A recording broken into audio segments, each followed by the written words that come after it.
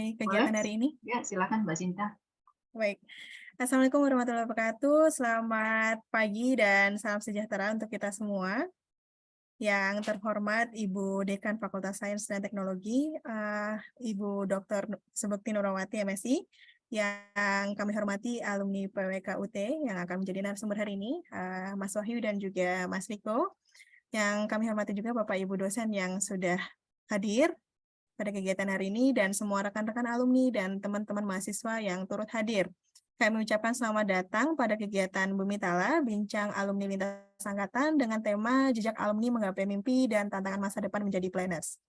Sesuai dengan nama kegiatan hari ini, pada Bincang Alumni Lintas Angkatan ini kita akan melakukan sharing-sharing ya seputar seputar pengalaman dua alumni kita yang mungkin akan menjadi inspirasi bagi teman-teman yang masih menempuh studinya saat ini. Karena hari ini adalah hari weekend, kita ngobrol-ngobrol santai saja ya teman-teman ya. Oke, baik. Sebelum kita mulai kegiatan hari ini, izinkan saya untuk memperkenalkan diri. Saya adalah Sinta, saya pembawa acara hari ini. Saya adalah salah satu dosen baru di PWK UT, jadi mungkin di sini rekan-rekan ada beberapa rekan alumni yang belum kenal gitu ya, karena mungkin pada saat teman-teman kuliah, saya juga sedang berkuliah di universitas lain gitu ya. Jadi saya ucapkan salam kenal untuk semuanya. Saya akan bacakan terlebih dahulu ya untuk susunan kegiatan hari ini. Yang pertama akan ada pembukaan, kedua ada sambutan dari Ibu Dekan, ketiga akan ada menyanyikan lagu Kebangsaan Indonesia Raya dan juga pemutaran video profil UT. Dilanjutkan dengan sesi talk show dan juga diskusi. Terakhir ada penutupan dan sesi foto bersama. Kepada semua peserta acara dimohon untuk dapat menggunakan virtual background yang sudah disediakan. Teman-teman juga dapat mengubah format namanya dengan format yaitu nama underscore alumni atau mahasiswa begitu. Kemudian nanti teman-teman juga diperkenankan untuk mengajukan pertanyaan begitu ya, dapat menuliskannya pada kolom chat setelah sesi talk show dengan mencantumkan nama narasumbernya. Baik, selanjutnya akan ada sambutan yang akan disampaikan oleh Ibu Dekan kepada Ibu Dr. Sebekti Nurwati MSI. Kami persilahkan. Oke, baik. Terima kasih. Suara saya sudah ya? Dengar Ibu. Oke, terima kasih. Bismillahirrahmanirrahim. Assalamualaikum warahmatullahi wabarakatuh. Selamat pagi dan salam sejahtera untuk kita semuanya. Pagi hari ini, pagi yang cerah, di akhir pekan, di hari libur setelah kita merayakan Hari Idul Adha, bagi yang merayakan, yang saya hormati narasumber kita pada pagi hari ini, Mas Riko dan Mas Wahyu. Apa kabar Mas Riko dan Mas Wahyu? Sehat Alhamdulillah baik, selalu ya. Bu. Dan Iya, juga kepada para dosen program studi perencanaan wilayah kota Fakultas Sains dan Teknologi Universitas Terbuka. Ini kebetulan Ibu Kaprodinya sambil monitor sedang bertugas ya, Bu Ulul dan Bu Sinta. Bu Lina sedang bertugas melakukan pemantauan ujian online di daerah. Nah, pertama-tama marilah kita panjatkan puji syukur kehadirat Allah SWT atas segala rahmat dan karunia-Nya sehingga pada pagi hari ini kita dapat bersua secara daring pada para mahasiswa yang cerah ceria pada pagi hari ini. Alhamdulillah kita semua diberikan kesehatan, tidak kurang apapun juga sehingga bisa hadir dalam kegiatan pagi hari ini, yaitu terkait dengan kegiatan dengan tajuk Bumi Tala. Keren ya namanya ya. Bincang Alumni Lintas Angkatan. Ini baru seri yang pertama. Nah, kemudian topik yang tema yang diangkat yaitu menggapai sebentar saya buka. Topik jejak alumni, menggapai mimpi dan tantangan masa depan menjadi planners. Luar biasa. Jadi para alumni, Kak, ini semua sudah alumni. Jadi apa tujuan kita bertemu pada pagi hari ini? Yaitu dalam rangka kita menjalin silaturahmi antar alumni, sehingga diharapkan para alumni yang kalau tidak salah sudah berjumlah 444 dari program studi PWK, Perencanaan Wilayah dan Kota ini yang tersebar di seluruh penjuru tanah air. dan alhamdulillah mereka sudah bekerja di berbagai bidang dan paling banyak adalah sebagai seorang perencana. Walaupun juga ada yang artis juga ya kemarin, kalau tidak salah salah satu artis JKT48 yang juga alumni dari program studi PWK, Mbak Uti Bonita, dan sekarang yang bersangkutan menjadi salah satu ambasador di PLN, dan Mbak Uti alhamdulillah sebagai salah satu alumni yang menjadi corong bagi program studi untuk juga bisa menyuarakan terkait dengan program studi PWK dimanapun saja berada, karena Mbak Uti sebagai ambasador yang sering keliling ke seluruh penjuru tanah air, sehingga diharapkan menjadi salah satu agen yang bisa menginformasikan terkait dengan program studi PWK. Nah, saat ini program studi PWK berjumlah sebanyak 2.730 mahasiswa, luar biasa. Jadi para alumni kami harapkan silaturahmi, kemudian jalinan komunikasi, dan juga nanti bisa bekerja sama dengan berbagai bidang dari para alumni yang bidang pekerjaannya bermacam-macam. Kemudian kita nanti juga bisa membentuk ikatan alumni PWK. Nah, dari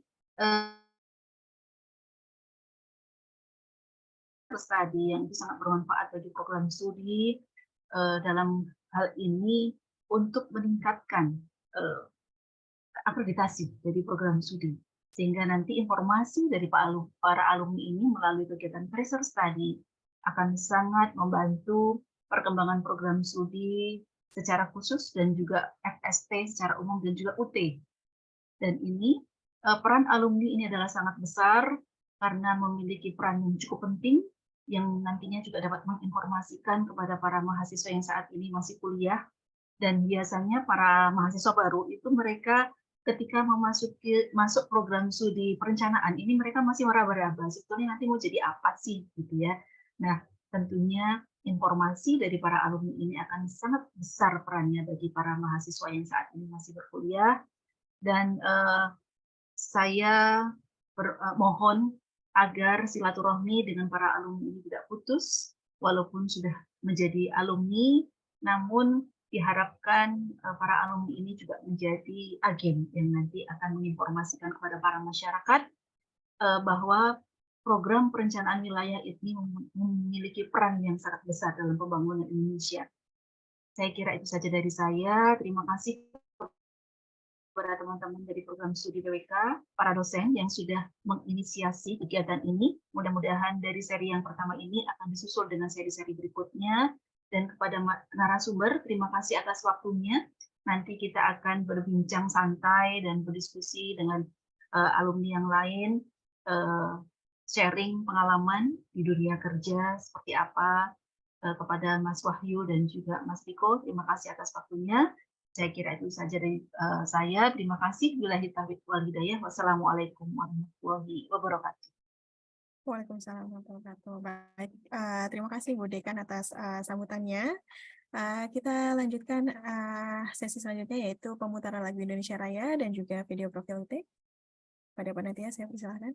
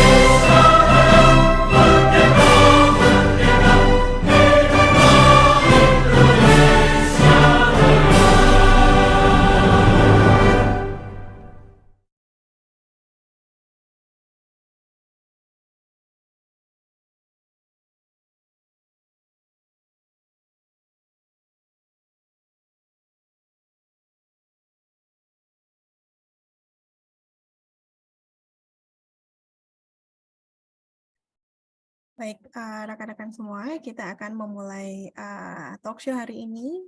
Telah hadir di sini Mas Riko dan juga Mas Wahyu. Sebelum kita mulai kegiatan sharing-sharingnya ya, perkenan saya untuk membacakan kurikulum kitanya terlebih dahulu. Mungkin bisa ditampilkan untuk kurikulum kitanya. Baik, Mas Riko Saputra. Nah, Mas Riko Saputra ini lahir di Jakarta 21 Maret 1992. Pendidikan terakhir beliau adalah S1 PWK UT ya. Beliau memulai kuliahnya di tahun 2016 dan lulus di tahun 2021.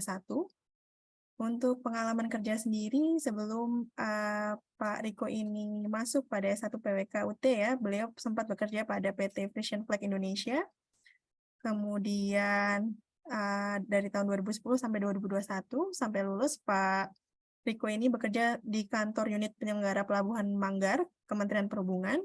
Dan setelah lulus, hingga saat ini Pak Riko bekerja di Sekretariat Direktorat Jenderal Perhubungan Laut, Kementerian Perhubungan. Kemudian untuk Pak Wahyu, nah Pak Wahyu ini lahir di Jakarta 11 Desember 1994. Pendidikan beliau di S1 PWK UT dimulai tahun ini lulusnya ya tahun 2017 ya. Masuk di 2013. Untuk pengalaman kerja sendiri, Pak Wahyu mulai bekerja pada tahun 2018 ya di PT Lion Superindo. Kemudian beliau melanjutkan pada kantor pertanahan ya, Kementerian Agraria dan Tata Ruang.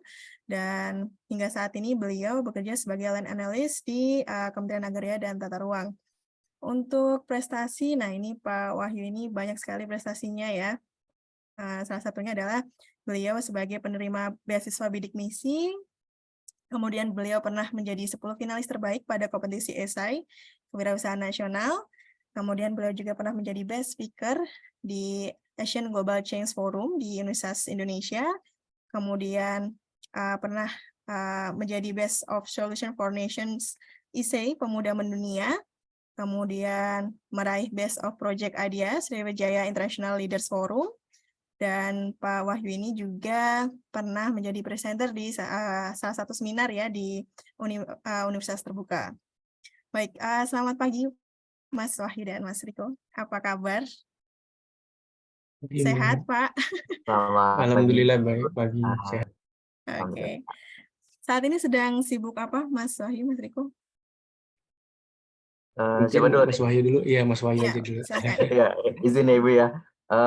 Untuk saat ini saya sibuknya mungkin bekerja Bu, tapi alhamdulillah kemarin ada seleksi LPDP dan lulus, dan mungkin kemungkinan tahun ini juga mau lanjut S2 Bu. Wah, keren sekali. Di mana Pak lanjut S2-nya? Kemarin saya nunggu LOE sih dari UGM, kemungkinan dalam waktu dekat ini lah Bu, dalam bulan Juli ini insya Allah. Oke, baik. Berarti akan melanjutkan di MPKD ya? MPWK. Oh, PWK. Oke, baik. Baik, oke. Kalau Pak Riko bagaimana? Saya kok jadi tadi manggilnya Pak ya. Mas Riko gimana? Nggak apa. Saya sibuk bekerja juga Mbak. Rencananya juga sama kayak Mas Wahyu nih, pengen lanjut ke S2. Tapi karena di kantor itu kan rata-rata S2-nya itu transportasi yang beasiswanya ya. Rencananya nanti ada di Trisakti sama di UGM, lagi nunggu waktunya aja sih. Baik. Karena mungkin dari Kementerian Perhubungan ya Mas ya, jadi arahnya ke transportasi ya. Betul. Bisa juga itu loh Mas Riko, kalau transportasi dia cari beasiswa ke luar negeri. Amin, mudah-mudahan Ibu. Luar negeri banyak. Karena keponakan saya baru lulus, baru wisuda kemarin. Siap, S2. Oke, semangat. Siap, Ibu. Baik, Mas Wahyu dan Mas Riko ini luar biasa ya. Mungkin untuk mengawali talk show hari ini kita akan flashback dulu ya Mas Riko dan Mas Wahyu ya. Mungkin pertama bisa diceritakan gitu ya, bagaimana sih awalnya kok bisa berkuliah di PWK UT begitu ya. Mungkin dari Mas Riko terlebih dahulu. Ya, terima kasih Bu Sinta dan Ibu pimpinan lainnya, dosen-dosen lainnya. Kalau saya sendiri sih awalnya memang dulu ya dari lulus, dulu kan saya STM ya Mbak ya. Memang orang tua juga mengarahkan untuk kuliah. Tapi kan saya lihat perekonomian orang tua kan lumayan gitu ya. Jadi saya lebih memilih bekerja dulu, dan alhamdulillah setelah lulus STM itu ngelamar-ngelamar diterima di Frisian Flag. Nah, dari situ seling 2 bulan, 3 bulan ada penerimaan CPNS, saya mencoba ikut. Alhamdulillah nggak taunya lulus gitu. Dan tidak tidak secara sengaja dalam arti, pengen dilulusin gitu, malah nggak nyangka aja gitu. Tadinya nggak nyangka bakal lulus, ternyata lulus, dan alhamdulillah ditempatkan yang cukup agak pelosok gitu ya, di Belitung Timur, di kampungnya Ahok waktu itu. Nah, dari situ pimpinan saya juga mengarahkan baiknya untuk kuliah. Tapi sayanya belum ada niat kuliah karena pinginnya pindah dulu gitu ke Jakarta. Dan udah berjalan kurang lebih 4 tahun baru bisa ikut kuliah. Makanya agak terlambat gitu. Kalau Mas Wahyu kan sepertinya cepat gitu ya. Kalau saya tadinya karena pengen pindah dulu, ternyata malah kuliah dulu. Dan alhamdulillah sih, eh, saya cari-cari karena di keterlibatan kerja itu kan ada hubungan dengan teknis gitu ya. Dan alhamdulillah di UT itu ternyata ada PWK yang ada keterkaitannya dengan pekerjaan lah, seperti pembangunan pelabuhan, kan itu ada keterkaitannya juga dengan perencanaan RT/RW ya. Nah, awalnya seperti itu sih, Mbak. Dari teman-teman juga mengarahkan, udah kuliah aja di UT, karena kan di Belitung itu kan nggak ada kampus ya, hanya adanya di UT, dan ada juga di Bangkanya, cukup jauh gitu. Dan untuk biayanya bisa pulang pergi itu pesawat kan lumayan gitu setiap minggunya. Seperti itu sih, Mbak. Oke, baik. Jadi awalnya Mas Riko ini kuliah dari dorongan pimpinan terlebih dahulu begitu ya. Iya, memang Kemudian setelah itu baru memikirkan, oke, baiknya memang kuliah gitu ya. betul buat Kemudian karir. disesuaikan dengan tadi ya background pekerjaan begitu Ya, ya. Dan kebetulan memang lokasi yang terdekat dan biaya yang terjangkau itu ada di UT gitu ya, di UT, PWK UT. Baik. betul. Oke, baik. Kemudian untuk dari Mas Wahyu, bagaimana ceritanya awal mulanya kok bisa kuliah di PWK UT? Kalau Mas Oke, Wahyu ini kan sebelum kerja, pada saat kuliah kan tidak kerja ya. Jadi eh, izin Bu, sebenarnya sebelum lulus pun saya sebenarnya sudah bekerja gitu di oke, beberapa baik. tempat. Oke, mungkin flashback di 10 tahun yang lalu kali ya Bu ya. Eh, izin untuk Ibu Nurmawati dan Ibu Sinta. Jadi pada tahun 2013 ketika saya lulus dari SMA Negeri 7 Kota Tangerang Selatan, waktu itu emang keluarga saya juga bukan keluarga yang dari punya gitu. Jadi ibu saya cuma seorang penjual sayur, bapak saya cuma seorang buruh gitu kan. Ketika saya lulus ada dua persimpangan yang mungkin saya mau tekuni gitu, apakah saya harus melanjutkan pendidikan atau saya harus bekerja, karena memang ketika saya menempuh pendidikan tentunya tidak ada biaya gitu kan.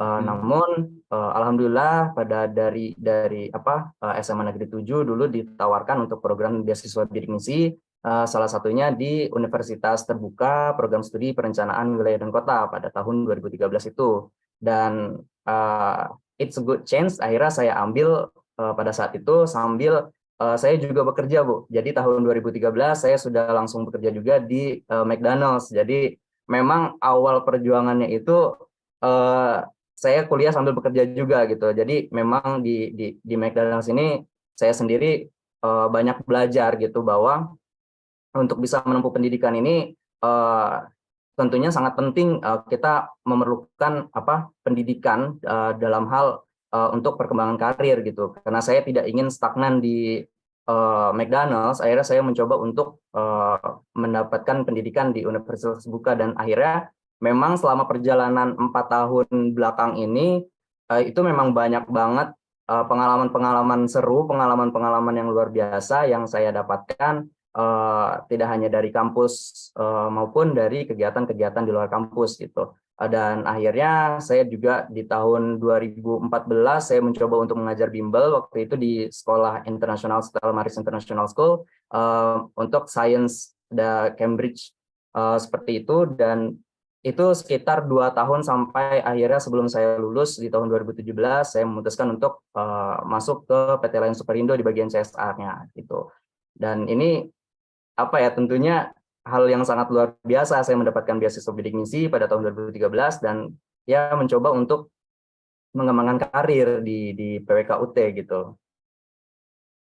Baik, wah menarik sekali ya Mas Wahyu ini ya. Jadi awalnya sempat bimbang begitu ya, mau melanjutkan kuliah atau bekerja di saat kondisi perekonomian mungkin belum mendukung begitu ya pada saat itu, kemudian diarahkan dari pihak sekolah untuk mengambil bidik misi dan itu di UT begitu ya, dan alhamdulillahnya itu adalah good choice gitu ya. Jadi Mas Wahyu ini bisa sambil bekerja begitu ya, awalnya mengawali karir dari McDonald's gitu ya, kemudian sempat mengajar pada bimbel gitu ya. Wah, keren sekali ini Mas Wahyu ini. Oke, baik. Kemudian kalau dilihat dari tadi ya yang Mas Wahyu ceritakan, kemudian kita lihat dari CV juga kan sebenarnya banyak banget kegiatan-kegiatan kompetisi dan juga kegiatan-kegiatan di luar kampus gitu ya yang sudah pernah diikuti Mas Wahyu ini gitu ya. Mungkin bisa diceritakan begitu ya Mas pengalamannya begitu mengikuti ini agar mungkin di sini ada teman-teman mahasiswa bisa mengikuti jejak Mas Wahyu gitu ya untuk bisa banyak mengikuti kompetisi dan juga kegiatan-kegiatan lain di luar kampus. Silakan Mas Wahyu. Oke. Terkait dengan kegiatan di luar kampus, Ibu, mungkin hal yang pertama kali saya lakukan adalah saya mencoba mencari informasi di luar kegiatan kampus. Tapi ada juga beberapa yang mungkin dari kampus, dari universitas terbuka sendiri itu ada kegiatan yang memang disampaikan kepada mahasiswa gitu kan. Salah satunya mungkin kegiatan yang waktu kegiatan esai nasional. Waktu itu saya dibina sama almarhumah Ibu Tina Rahmawati. Beliau juga salah satu dosen di PWK-UT. Beliau yang apa ya, mengencourage saya buat terus mengikuti kegiatan ini, bahwa saya bisa loh bersaing dengan berbagai universitas yang ada di Indonesia gitu. Dan memang kebetulan akhirnya karena menjadi finalis, saya diterbangkan ke Sulawesi Selatan waktu itu di Universitas Hasanuddin Makassar, bertemu dengan teman-teman dari universitas lain, dari UGM, UI gitu, di mana kita memang bertukar pendapat di situ. Memang dan kebetulan juga kita membangun forum namanya Permadani Diksi, dan hasil dari UT sendiri memberikan sumbangsi dalam penyusunan ADRT forum bidik misi tersebut. Mungkin sekarang namanya KIP kali ya, Kartu Indonesia Pintar gitu. Dan beberapa kegiatan lainnya saya ikuti adalah kegiatan ekspedisi Nusantara Jaya. Di sini lebih kepada pemberdayaan masyarakat di daerah-daerah terluar. Misalnya tahun 2016 saya mencoba mengikuti ENJ ini. ENJ ini kan menjadi salah satu kegiatan yang dicanangkan oleh Kementerian Koordinator Maritim dan Investasi pada tahun itu, dan saya ditunjuk justru menjadi koordinator untuk keberangkatan Jakarta. Padahal saya sendiri merasa pada saat itu insecure juga gitu, karena saya melihat banyak banget nih rekan-rekan dari universitas lain yang justru memiliki pengalaman yang sangat luar biasa gitu. Tapi alhamdulillah kita melaksanakan kegiatan di Pulau Sebira, waktu itu pulau terluar dari Kepulauan Seribu. Perjalanan itu sekitar 8 jam dari daratan Jakarta Utara, dan memang ketika kita sampai di sana antusiasme masyarakat lokal itu sangat luar biasa gitu, menyambut kita dan memberikan apa ya, pengalaman-pengalaman yang luar biasa, bagaimana mereka menjalankan perekonomian di sana, bagaimana mereka justru mereka yang memberikan sumbangsi terhadap lingkungan gitu, menjaga lingkungan, menjaga ekosistem yang ada di sana, kura-kura itu kura-kura atau penyu hijau waktu itu mereka sangat lestarikan dengan sangat baik. Dan program utama yang kita jalankan di Pulau Sebira adalah membangun taman baca. Kita dulu itu bekerja sama dengan PT Mizan sebagai salah satu penerbit penerbit buku cerita anak ya. Jadi kita memberikan buku cerita anak ini sekitar 500 sampai 700 buku waktu itu ke Pulau Sebira, dan memang waktu itu kita juga melakukan donasi. Jadi kita membuat campaign untuk teman-teman dari mahasiswa, bahkan dari mahasiswa UPBJJ Jakarta waktu itu memberikan banyak juga buku-buku bacaan untuk bisa diserahkan dan dibaca oleh masyarakat maupun anak-anak yang ada di Pulau Sebira. Dan itu merupakan pengalaman yang mungkin nggak bakal tergantikan gitu, dan ini menjadi salah satu pengalaman yang luar biasa yang saya dapatkan gitu. Oke, baik. Jadi dari Mas Wahyu ini sudah pernah mengikuti kegiatan IC gitu ya, lomba-lomba IC yang mana itu merupakan salah satu contoh dari kegiatan akademik begitu ya. Kemudian Mas Wahyu ini juga aktif dalam kegiatan pemberdayaan masyarakat ya, kegiatan sosial melalui tadi ya. Eh, ini sangat menjadi contoh yang luar biasa ya bagi teman-teman yang lain. Tadi informasi juga diperoleh bisa dari kampus, bisa dari luar kampus ya Mas Wahyu ya. Betul, Jadi betul, betul. kita itu sebagai mahasiswa harus aktif begitu ya untuk mencari informasi-informasi tersebut. Kemudian mungkin dari Mas Riko, ada pengalaman mengikuti kompetisi atau kegiatan-kegiatan lain di luar kampus pada saat kuliah, sembari Saya bekerja malah tentunya? pokoknya denger ceritanya Mas Wahyu kayaknya keren banget nih. Kalau saya memang benar-benar dari lulus sekolah dan karena fokusnya buat ngebanggain orang tua ya, jadi saya pikir saya langsung bekerja. Kalau untuk kegiatan di luar kampus itu nggak ada sih, Mbak. Jadi emang benar-benar plek langsung kerja di instansi gitu, Mbak. Jadi paling kalau untuk kesibukannya dinas luar gitu-gitu aja sih, Mbak, kalau untuk di luar kampus ya. Oke, baik. Berarti Pak Mas Riko ini lebih sibuk bekerja ya pada saat itu ya, Betul. sembari untuk berkuliah. Oke, Makanya saya baik. harus belajar nih sama Mas Wahyu nih. Kita semua harus belajar. Betul. Ya, semuanya sama-sama belajar, Mas. Sama-sama. Siap, Mas. Karena memang tidak banyak ya yang berkuliah itu sambil aktif mengikuti kegiatan-kegiatan di luar ya, seperti Mm-mm. kompetisi, kemudian kegiatan-kegiatan yang lain. Pada umumnya biasanya mahasiswa akan sibuk untuk, kalau yang sudah bekerja biasanya akan sibuk untuk bekerja, Betul, kemudian Mbak. kalau yang berkuliah saja biasanya ya akan sibuk untuk berkuliah saja, berakademik saja begitu ya. Jadi Betul, Mas itu Wahyu aja ini contoh yang nyolong-nyolong, luar harus biasa. nyolong-nyolong waktu juga, Iya, Mbak. benar. Kalau hari Sabtu Minggu kadang kan disuruh dinas juga, tapi ya Iya. izin-izin aja lah. Nah, itulah dilemanya mahasiswa UT yang sedang Betul. bekerja. Jadi sering Oke. banget kita izin-izin terus ya, Mas, selama bekerja ya, Betul, Mas. Mas. Colong-colong waktu itu, Mas. Oke, baik. Oke, baik. Mungkin menurut Mas Wahyu atau Mas Riko begitu ya, penting nggak sih sebagai mahasiswa begitu ya, mahasiswa UT gitu ya, untuk mengikuti kegiatan di luar kampus tadi begitu? Bagaimana menurut Mas Wahyu? Mungkin Kalau penting nggak menurut sih? izin ya, ya.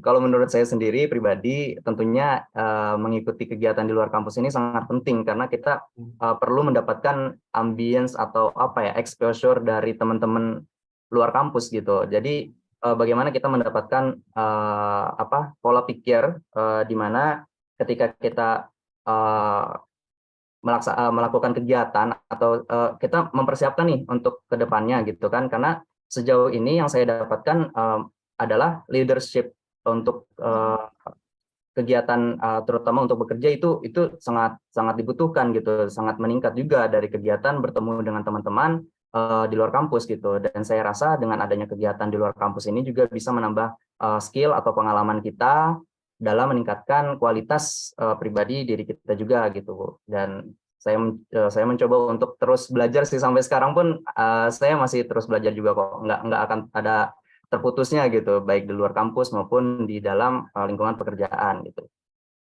Baik, benar itu tadi ya Mas ya. Jadi ketika kita berkegiatan di luar kampus begitu ya, mengikuti kompetisi dan juga kegiatan yang lain itu sedianya akan melatih soft skill dan juga leadership kita gitu ya. Mungkin yang kita tidak peroleh di dalam pembelajaran di kampus begitu ya Mas ya. Iya, betul, Ibu. Oke, baik. Kemudian mungkin menurut Mas Riko, bagaimana nih kan tadi Mas Riko cerita bahwa sangat sulit mengatur waktu ya antara pekerjaan dan juga perkuliahan begitu ya. Nah, itu bagaimana kemarin itu mengatur waktunya Mas Riko? Jadi untuk berkuliah di mana UT kan kadang banyak tugas juga ya yang Iya. harus dikerjakan secara mandiri dan juga berkelompok. Nah, itu bagaimana mengatur waktunya? Ya, terima kasih, Mbak. Kalau saya sih seperti pada mahasiswa umumnya juga ya, Mbak ya. Untuk mengatur waktunya paling di saat ada selingan waktu yang senggang, dan kadang bahkan jika lagi dinas itu kita laptop aja kadang standby gitu. Maupun di bandara atau di mana itu kudu standby, apalagi kan namanya tugas kita kudu pantengin nih expire-nya apa batas waktu pengumpulan kapan. Nah, itu kalau kita telat itu kayaknya aduh nyesel banget deh sumpah nih. Makanya kita harus benar-benar mantengin itu tugas dan koordinasi dengan teman-teman yang seangkatan atau yang ada, kalau bisa kan ada grup gitu ya, itu harus tetap berjalan tuh koordinasi itu. Gitu sih, Mbak. Oke, baik. Berarti lebih melihat batas waktunya begitu ya, lebih cermat dalam melihat batas waktu dan juga harus saling berkoordinasi antar teman begitu ya. Betul. Baik. Kemudian pada saat mungkin melakukan perjalanan dinas begitu ya, atau mungkin pada hari Sabtu Minggu itu tidak libur begitu ya, bagaimana menyempatkan waktu untuk mengerjakan tugas, Mas Riko? Jadi di waktu-waktu kapan nih sempat mengerjakan tugasnya? Misalnya di pagi hari kah atau di malam hari kah, atau seperti apa, Mas Riko? Lebih banyak di malam hari sih, Mbak. begitu. Kan memang suasana tenang gitu ya, sunyi, dan kebetulan keluarga udah pada istirahat, jadi kan kita bisa lebih fokus gitu. Oke. Kalau saya sih lebih banyak di malam hari, Mbak. Oke, baik. Jadi lebih banyak setelah bekerja begitu ya. Betul. Kemudian mungkin pernah nggak Mas Riko melewatkan mengumpulkan tugas begitu? Saya pernah waktu itu, tapi kebetulan itu sih bukan online ya, masih TTM ya, Mbak ya. Itu masih bisa saya koordinasi dengan tutornya. Jadi saya minta waktu, dan dengan teman-teman ada beberapa yang belum mengumpulkan, dan alhamdulillah masih diberi kesempatan tuh, Mbak. Itu kalau kelewat itu, aduh, kayaknya rasanya nyesel banget, sumpah. Pokoknya kalau kita nilai jelek 1 aja itu, waduh, kecewa banget dah. Oke, baik Mas Riko. Berarti Mas Riko ini sempat mengalami TTM ya? Iya. Enggak. Oke. Sempat mengalami TTM 2 semester kalau nggak salah, di awal-awal. 2 semester. Oke, Itu kan sulit banget ya di sana ya untuk mengumpulkan teman-teman ya. Kalau minimal itu kan 20 orang ya, Mbak ya. Dan jadi kalau kita misalkan kurang, kan mau nggak mau ada biaya tambahan untuk melengkapi dari kekurangan teman-teman itu. Nah, itu yang bagi saya sih yang sulit, untuk mengajak teman-teman semangat untuk ikut tetap TTM itu sangat berat banget, Mbak. Oke, baik. Oke, baik. Kalau Mas Wahyu gimana nih? Tips and trick mengatur waktu. Jadi tadi sibuk berkegiatan di luar, kemudian sibuk bekerja juga gitu ya, terus kemudian harus kuliah. Nah, itu gimana cara mengatur waktunya, Mas Wahyu? Untuk mengatur waktu ini kayaknya cukup berat juga sih emang waktu kegiatan kuliah gitu kan, karena saya pun nggak nyangka gitu bahwa ternyata saya bisa melewati itu semua gitu. Jadi untuk mengatur waktunya biasanya saya ketika siang bekerja dan malam hari itu biasanya saya gunakan untuk membaca modul maupun mengerjakan tugas-tugas kuliah ya Bu ya. Kita juga kebetulan memang ada TTM juga Bu, tidak hanya online. Jadi kita juga ada Pokja Jakarta, waktu itu di dekat Pondok Cabe kita bertemu, karena memang kita ada 28 mahasiswa waktu itu, dan hampir semuanya ini kita diakomodasi dari beasiswa bidik misi. Jadi memang alhamdulillah banget dengan adanya Pokja ini membantu kita lebih memahami modul yang memang kadang kurang kita mengerti gitu. Jadi ketika bertemu dengan dosen, kita bisa diskusi secara langsung apa sih yang sekiranya bisa kita dapatkan atau kita perlukan ketika mengikuti UAS misalnya gitu kan. Jadi kita punya bekal untuk mengikuti UAS dan poin-poin penting apa saja yang sebenarnya ingin disampaikan dari modul. Dan memang selama kegiatan itu untuk membagi waktunya cukup seperti itu aja sih Bu mungkin. Tapi kalau misalnya kegiatan di luar kampus, saya biasanya lebih banyak izin dari kantor Bu. Biasanya izin terus, bahkan pernah ditanya juga, kamu sering kali izin katanya gitu kan. Tapi alhamdulillah tidak dipecat juga kan. Seperti itu Bu. Masih rezeki ya, Mas. Iya. Oke, baik. Jadi lebih prioritas kegiatan itu tadi ya dibandingkan bekerja ya. Iya. Oke, baik. Jadi sama ya, bersama dengan Mas Riko ya. Jadi menyempatkan malam hari begitu ya untuk tadi ya belajar dan juga mengerjakan tugas. Nah, ini Mas Wahyu ini juga memberikan contoh yang baik ya. Jadi malam itu sebelum mengerjakan tugas disempatkan untuk membaca modul ya. Jadi kebanyakan mahasiswa sekarang ini kan mengerjakan tugas tanpa membaca modul begitu ya. Padahal jawabannya ada di modul begitu. Betul, selama UAS banyak banget jawaban itu dari modul Ibu. Iya. Pasti keluar itu dari modul, pasti keluar. Iya, karena memang kita pembuat soal juga tidak boleh di luar dari modul begitu ya. Nggak boleh melenceng ya, Mbak. Oke, baik. Oke, kemudian, Nah, ini kita masih flashback ya, Mas Wahyu dan Mas Riko ya. Mungkin apa sih suka duka begitu ya menjadi mahasiswa UT begitu yang memiliki sistem pembelajaran berbeda dengan universitas konvensional. Mungkin dari Mas Riko dulu. Ya, terima kasih Mbak. Kalau untuk saya suka dukanya itu saya di sana itu kan sendiri gitu ya Mbak ya, sebatang kara. Dan dengan adanya UT ini jadi membuat saya banyak seperti menemukan keluarga gitu Mbak. Dari berbagai basic, ada yang kerjanya di PU, ada yang buka bengkel dan segala macam itu.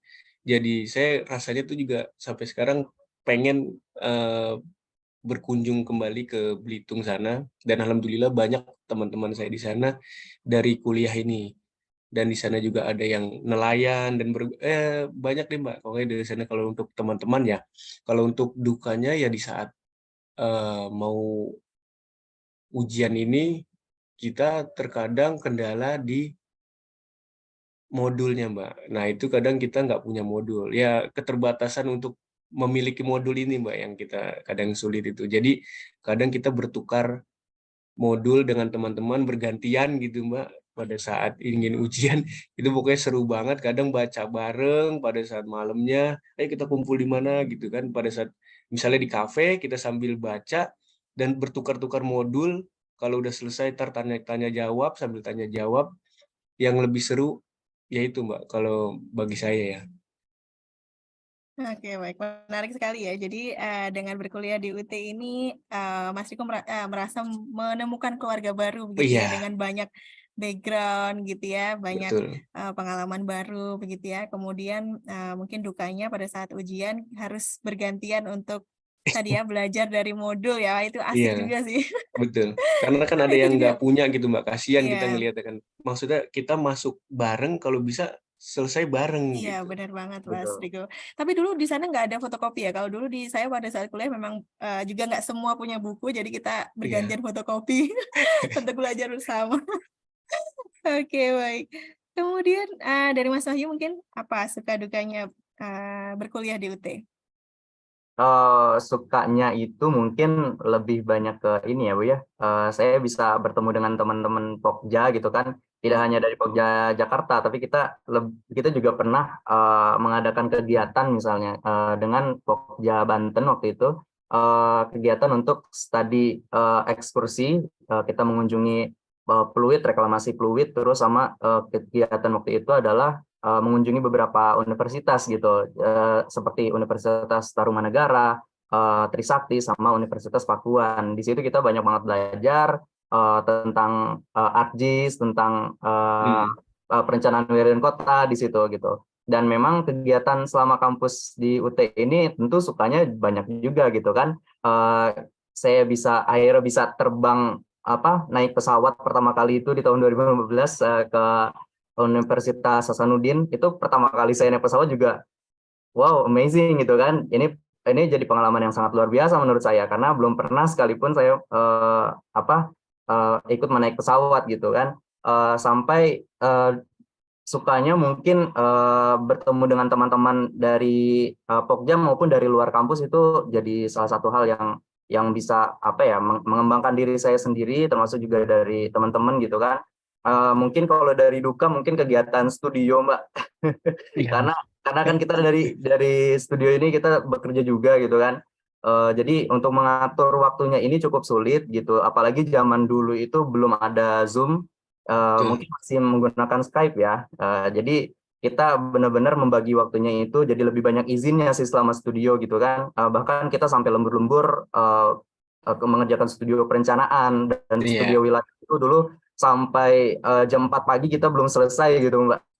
Jadi kita benar-benar kurang tidur selama mengerjakan studio untuk bisa dipresentasikan bersama waktu itu. Dan memang kegiatan studio ini tapi justru disitulah poin-poin inti dari PWK ini gitu. Studio ini yang justru menggemborkan kita agar supaya kita ini jadi tahan banting gitu selama untuk menghadapi dunia pekerjaan, karena memang dari dunia pekerjaan sendiri yang saya rasa gitu kesinambungannya justru lebih banyak ke kegiatan studio itu gitu, terutama dalam penyusunan RT/RW dan kegiatan pertanahan lainnya gitu, Mbak. Oke, baik, Mas Wahyu. Menarik ya ini ya. Jadi ini bisa dicontoh juga ya teman-teman ya. Jadi bagi yang ingin bisa merasakan pergi dengan pesawat, coba mencari kegiatan-kegiatan kompetisi gitu ya, yang bisa nantinya difasilitasi oleh UT gitu ya, untuk menambah pengalaman dan skill baru begitu ya. Kemudian tadi juga jadi dengan belajar di UT, Mas Wahyu ini banyak memperluas jaringan pertemanannya ya, baik di dalam UT maupun di luar UT begitu.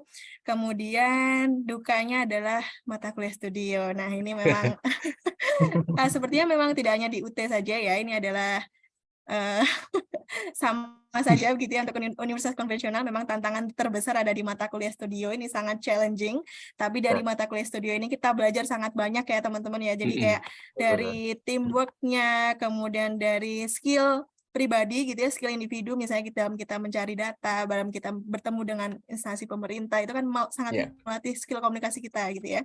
Kemudian tadi ya lembur-lembur sampai malam, sampai jam 4 pagi. Nah, itu memang studio memang kayak gitu ya teman-teman. Jadi kalau nggak sampai jam 4 pagi itu namanya bukan studio. Bahkan biasanya sampai jam 7 pagi, jadi jam 8-nya langsung progres. Nah, biasanya kita juga kayak gitu. Berarti Jadi Mas itu Wahyu nggak pernah pulang malam ya, Mas? Tapi pulangnya pulang pagi. Oh iya. Nah, itu ya.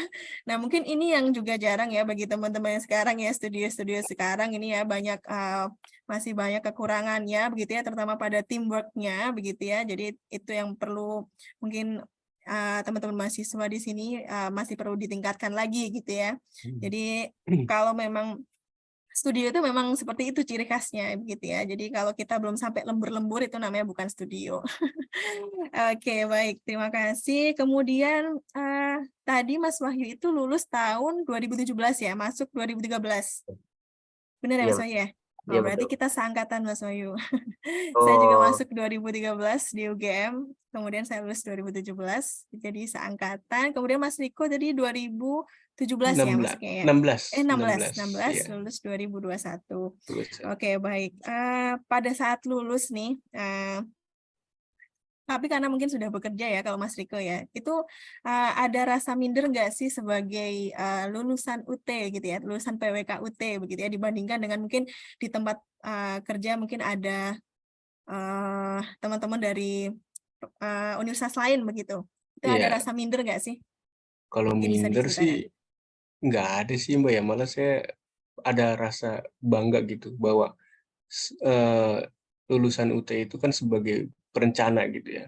Kalau menurut saya itu, kalau perencana itu, kalau di tempat saya itu bisa di mana aja gitu Mbak, fleksibel. Mau di teknis, mau di umum, di bagian perencanaan atau di teknis, itu welcome sih. Menurut saya bisa aja gitu, karena banyak tawaran, udah kesini aja, udah kesini aja. Wah, cuman saya nggak enak dengan pimpinan saya yang sudah membantu saya untuk mutasi ke Jakarta. Saya cuma lagi nunggu momen gimana rasanya kalau memang nanti kalau pimpinan sudah ganti, nah itu baru saya nunggu momen itu. Kalau untuk minat pindah pasti ada Mbak, ke lebih yang harus keluar dari zona nyaman gitu Mbak. Kita harus lebih banyak belajar, apalagi PWK ini kan sangat luas ya, dengan teknologi terus berkembang, kita itu harus mengikuti terus gitu. Oke, baik. Jadi bangga ya sebagai alumni sekolah perencanaan begitu ya. Iya, dan Karena bisa alhamdulillah ditempatkan di mana. kemarin saya lihat juga di penerimaan CPNS ada juga Mbak penerimaan untuk PWK-nya di Kementerian Perhubungan. Iya, banyak ya kemarin itu. Oke, baik. Kalau dari Mas Wahyu gimana nih? Ada rasa minder nggak? Sempat ada rasa minder nggak dalam bekerja? kalau dalam bekerja rasa minder itu mungkin pertama awal-awal ya ketika saya bekerja di bimbel gitu kan, karena saya harus Iya, meyakini untuk yang punya usaha gitu kan, yang punya usaha tempat bimbel itu saya harus meyakinkan bahwa saya memang bisa mengajar anak murid yang dari notabene dari sekolah internasional waktu itu, dari Stella Maris gitu kan. Dan di situ kan harus dari bahasa Inggris maupun dari pemahaman terhadap sains juga perlu dipertajam gitu. Dan ternyata di situ awalnya minder, tapi ketika saya meyakinkan oh ternyata bisa gitu, dan ternyata Universitas Buka ini bisa bersaing loh dengan betul. teman-teman dari lainnya gitu kan. Dan mungkin minder ini persepsi kita aja Mbak gitu. Persepsi kita aja yang sebenarnya itu cuma ada di dalam pikiran kita gitu. Kalau misalnya kita terus terus mengasah diri kita, sepertinya saya rasa kita sama dengan universitas lainnya gitu, tidak ada bedanya gitu, karena tergantung pribadi masing-masing untuk mau terus berkembang atau enggak gitu.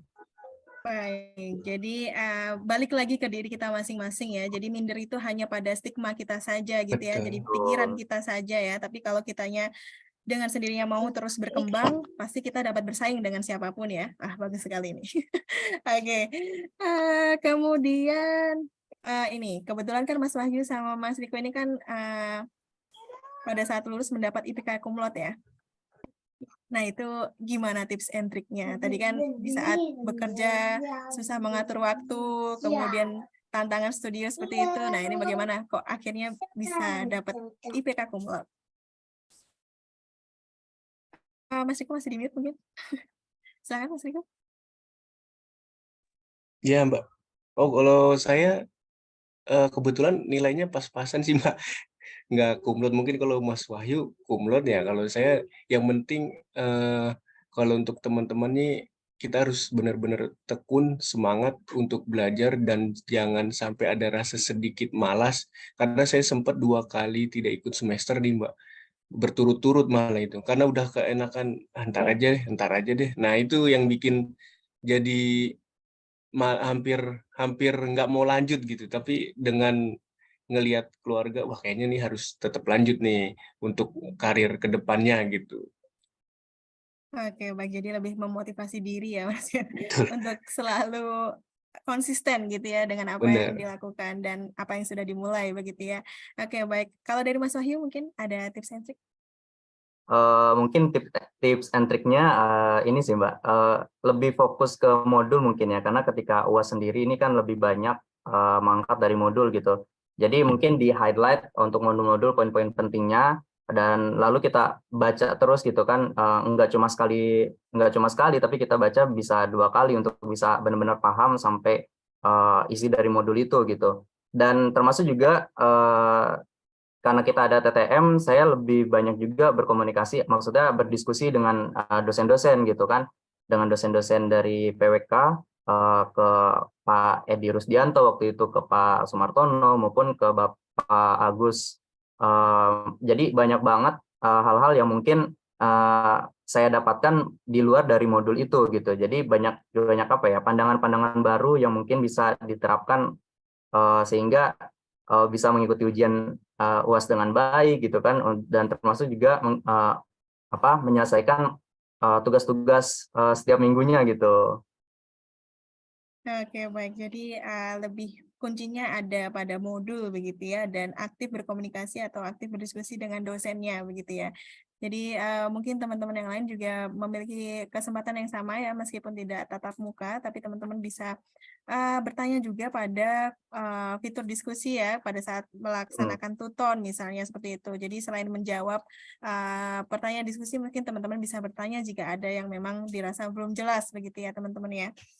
Baik, oke, tadi kan kita sudah flashback ya Mas Wahyu ya dan Mas Riko ya tentang pengalaman berkuliah di PWK UT. Nah, sekarang kita beralih ke masa kini begitu ya. Mungkin bisa diceritakan lingkup pekerjaan yang saat ini sedang dikerjakan begitu ya, dan mungkin apa kaitannya dengan perkuliahan PWK yang sudah pernah dijalani di PWK UT.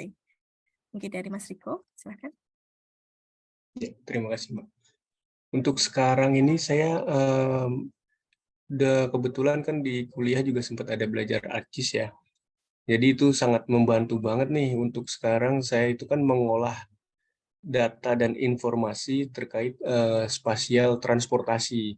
Itu seluruh Indonesia, seperti ada pelabuhan, terminal khusus, dan VTS, SROP, alur pelayaran, dan ada beberapa lagi gitu, Mbak. Dan di sana juga di selevel sekjennya sempat memberikan bimbingan teknis terkait pengaplikasian ArcGIS. Nah, alhamdulillah saya dapat kesempatan juga dan mendapatkan sertifikatnya dan sampai sekarang masih dipercaya dengan pimpinan untuk sebagai PIC IGT Informasi Geospasial Transportasi, Mbak.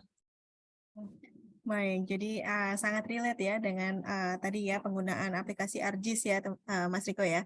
Nah, ini juga mungkin bisa menjadi pembelajaran juga bagi teman-teman yang masih menjalankan perkuliahan ya. Kalau di kita kan sekarang ada yang namanya klinik ArcGIS ya, klinik SIG begitu ya. Nah, itu kan sebenarnya sudah banyak diikuti oleh teman-teman, tapi mungkin kurang maksimal dalam mengikuti klinik sehingga di dalam studio pun itu kurang teraplikasikan dengan baik. Padahal kemampuan kita dalam menggunakan ArcGIS ini sangat dipakai begitu ya di dalam dunia kerja ya Mas Riko ya. Jadi mungkin itu bisa menjadi catatan bagi teman-teman yang masih menempuh studinya di PWK-UT. Betul, Mbak. Itu bisa Oke. dipakai di luar kerja juga lagi, Mbak. Iya, benar sekali. Benar sekali. Oke, baik. Mungkin dari Mas Wahyu bisa diceritakan?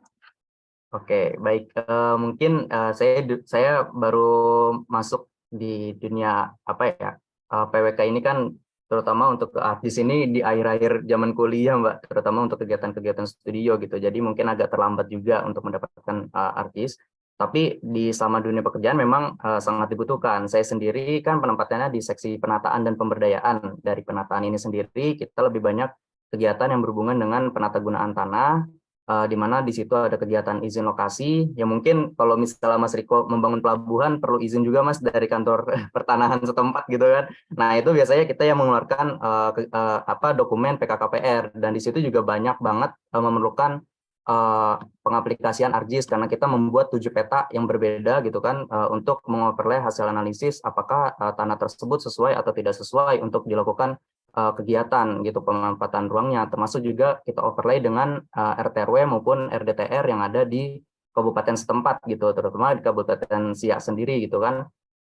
Nah, selain itu juga mungkin karena saya juga di penataan dan pemberdayaan. Nah, salah satunya pemberdayaan ini ada salah satu program strategis nasional yaitu kegiatan redistribusi tanah dan kegiatan akses reforma agraria gitu. Redistribusi tanah ini kita mensertifikatkan objek-objek tanah reforma agraria, misalnya dari pelepasan kawasan hutan gitu kan, kita jadikan sertifikat yang dibagi-bagi nih gratis kepada masyarakat gitu kan.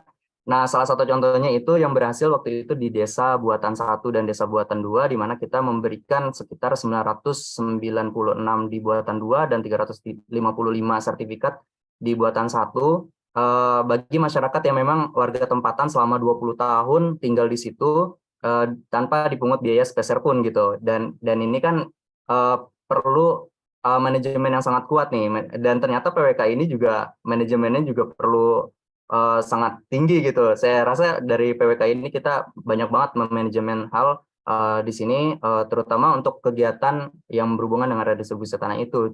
Lalu selain itu juga ada kegiatan afternya yaitu akses reforma agraria.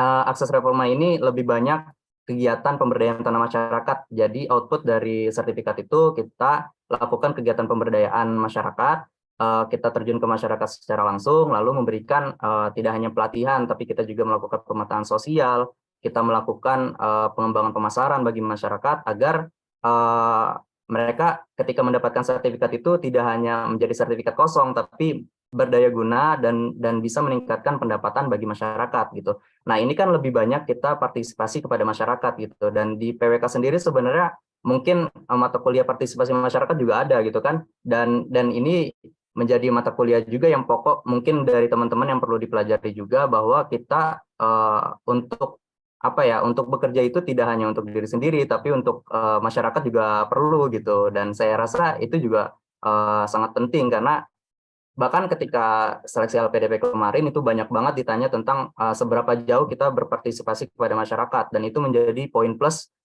di PWK ini yang mungkin bisa menjadi tolak ukur gitu, apakah kita benar-benar siap untuk berkontribusi kepada negara gitu, Mbak.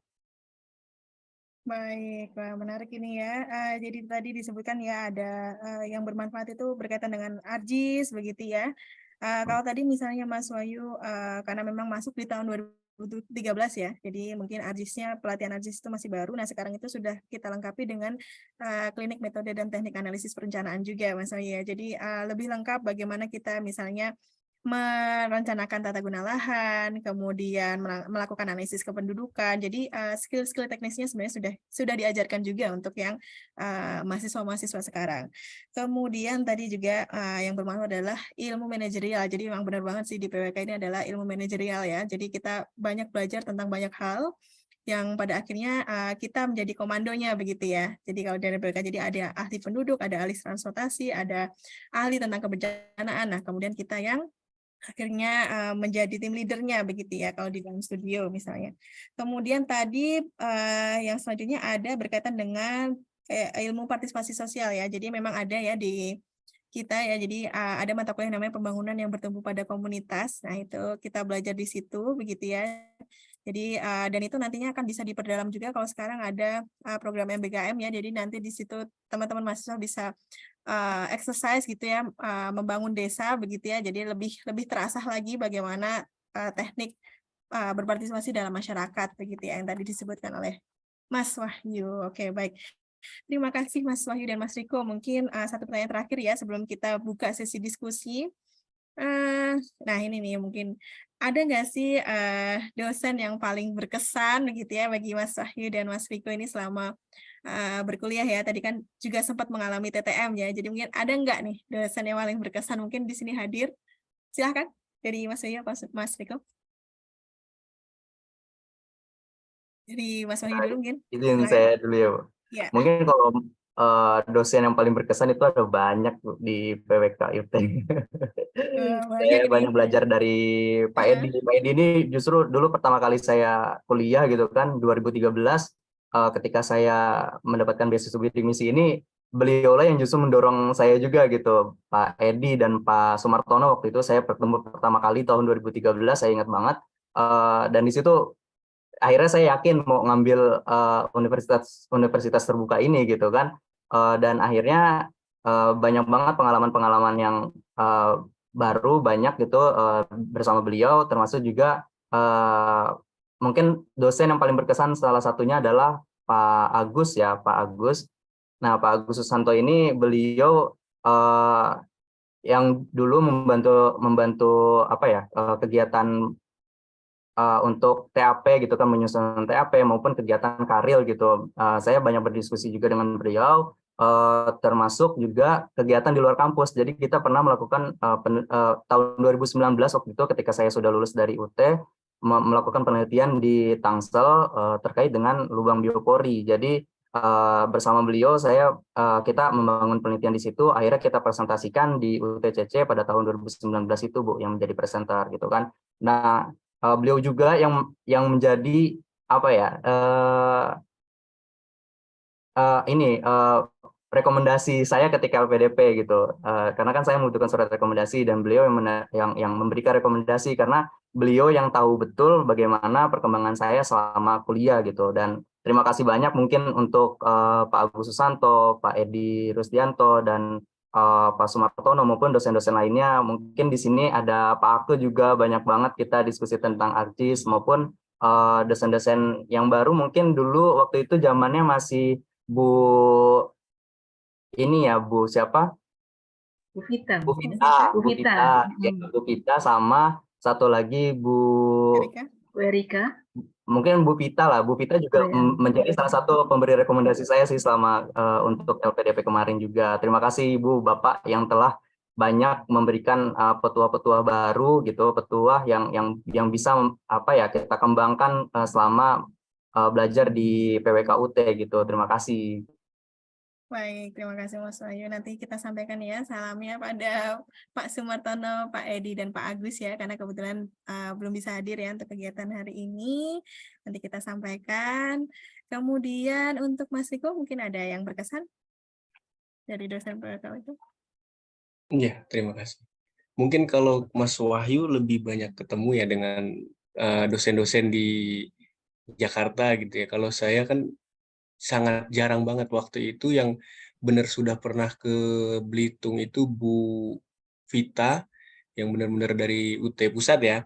Itu beliau sangat mensupport kami untuk terus selalu ikut kuliah ini, jangan sampai terlewat yang saya bilang tadi. karena beliau langsung turun langsung dari pusat, langsung untuk memberi wejangan-wejangan kepada kami untuk memberikan semangat, karena teman-teman di sana juga pada saat itu agak kendor gitu, Mbak. Kan bisa terpantau gitu ya dari pusat ya, dari nilai kan sudah itu bisa dilihat tuh. Nah, dari situlah Bu Vita memberi kami untuk selalu semangat, dan alhamdulillah dengan kehadiran Bu Vita berkunjung ke sana, kami jadi kembali semangat untuk berkuliah.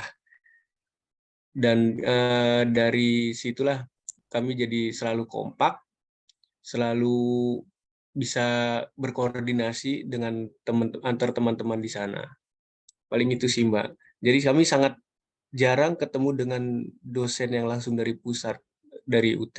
Dan ada yang benar-benar dari Belitung asli gitu ya. Dia memang lulusan PWK juga. Itu Pak Irmansyah juga, beliau selalu sharing tuh, Mbak, kalau terkait pekerjaan dengan yang dia tekuni sampai saat ini. Dia kalau nggak salah konsultan di PT apa gitu, saya lupa. Nah, itu dia selalu memberi motivasi juga kepada kami untuk Pak Riko, kita harus selalu belajar. Nah, itu selalu yang diingatkan tuh pasti belajar. Dan terus belajar, belajar, dan belajar. Itu sih, Mbak. Baik, nah ini kebetulan di sini Bu Vita hadir ya, cuman karena Bu Vita sedang berada di negara luar ya, mungkin Lagi ini di Amerika ya, Mbak? waktunya sedang waktu malam gitu ya, nanti kita sampaikan ya untuk Ya. pesan baiknya dari Mas Riko. Baik, terima kasih Mas Wahyu dan Mas Riko. Nah, sekarang kita masuk pada sesi diskusi ya teman-teman ya, mungkin ada yang ingin bertanya gitu ya, atau ada yang masih kepo gitu ya tentang pengalaman dari Mas Wahyu dan Mas Riko ini dalam belajar di PWK UT. Saya persilahkan teman-teman untuk dapat menyampaikan di kolom chat, atau mungkin ada yang ingin raise hand, karena di sini belum ada di kolom chat ya. Mungkin ada yang ingin menyampaikan secara langsung pertanyaannya mungkin. Oke, baik. Dari Mas Reza ya, silahkan mungkin bisa mengaktifkan kameranya. Oh, Mbak ya, oke, silahkan. Silahkan Mbak Reza. Ya. Selamat pagi, Assalamualaikum warahmatullahi wabarakatuh. Waalaikumsalam. Izin perkenalan, saya Reza Tresna dari UPB JJ Palangkaraya. Di sini saya mau bertanya, kan ketika studio perencanaan itu dibentuk kelompok. Nah, kemudian apakah di studio perencanaan wilayah kota itu, perencanaan kota itu kelompoknya sama atau diubah lagi? Ini pertanyaannya ke siapa, Mbak Reza? Kedua-duanya sih, sesuai pengalaman. Oke, baik. Silakan mungkin dari Mas Wahyu bisa menjawab terlebih dahulu. Ya, izin Bu jawab ya Bu ya. Terkait dengan kelompok, mungkin saya sendiri berbeda-beda gitu pengalaman dari studio proses perencanaan, berbeda dengan perencanaan kota maupun wilayah. Bahkan dengan berbeda-beda anggota kelompok ini kan kita jadi tahu karakteristik teman-teman mahasiswa gitu. Apakah mereka ada yang memang fokus terhadap sosial gitu, dan dia sangat bagus di sosial, ada yang memang bagus ketika dia berbicara tentang infrastruktur maupun lebih ke teknisnya. Itu kan banyak banget, kita jadi banyak sharing sih. Jadi dengan adanya pergantian anggota kelompok itu menjadi salah satu hal yang bagus juga gitu, karena memang di UPBJJ Jakarta kita ada sekitar 28 anggota, jadi ya rolling sekitar situ aja sih Mbak waktu itu gitu. Oke, baik. Baik, itu dari Mas Wahyu ya. Mungkin dari Mas Riko, ada yang ingin ditambahkan?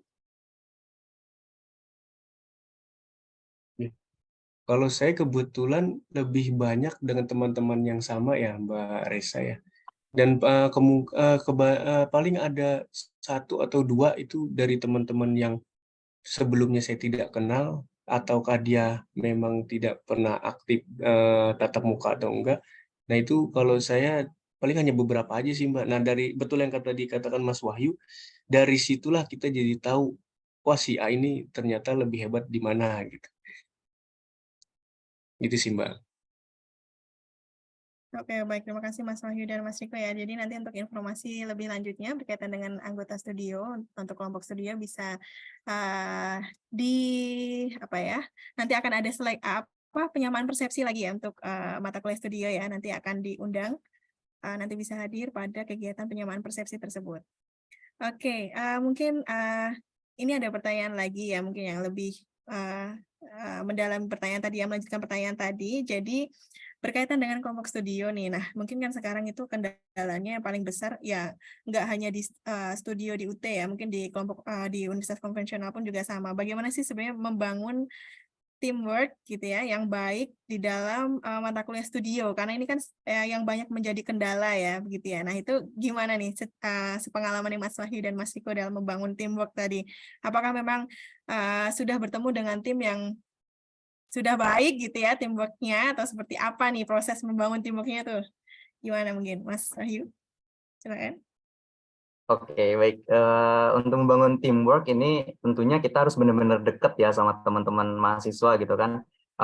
Saya sendiri cukup dekat juga nih sama teman-teman kelompok dari bahkan sampai sekarang pun kita masih punya grupnya nih Mbak kayaknya.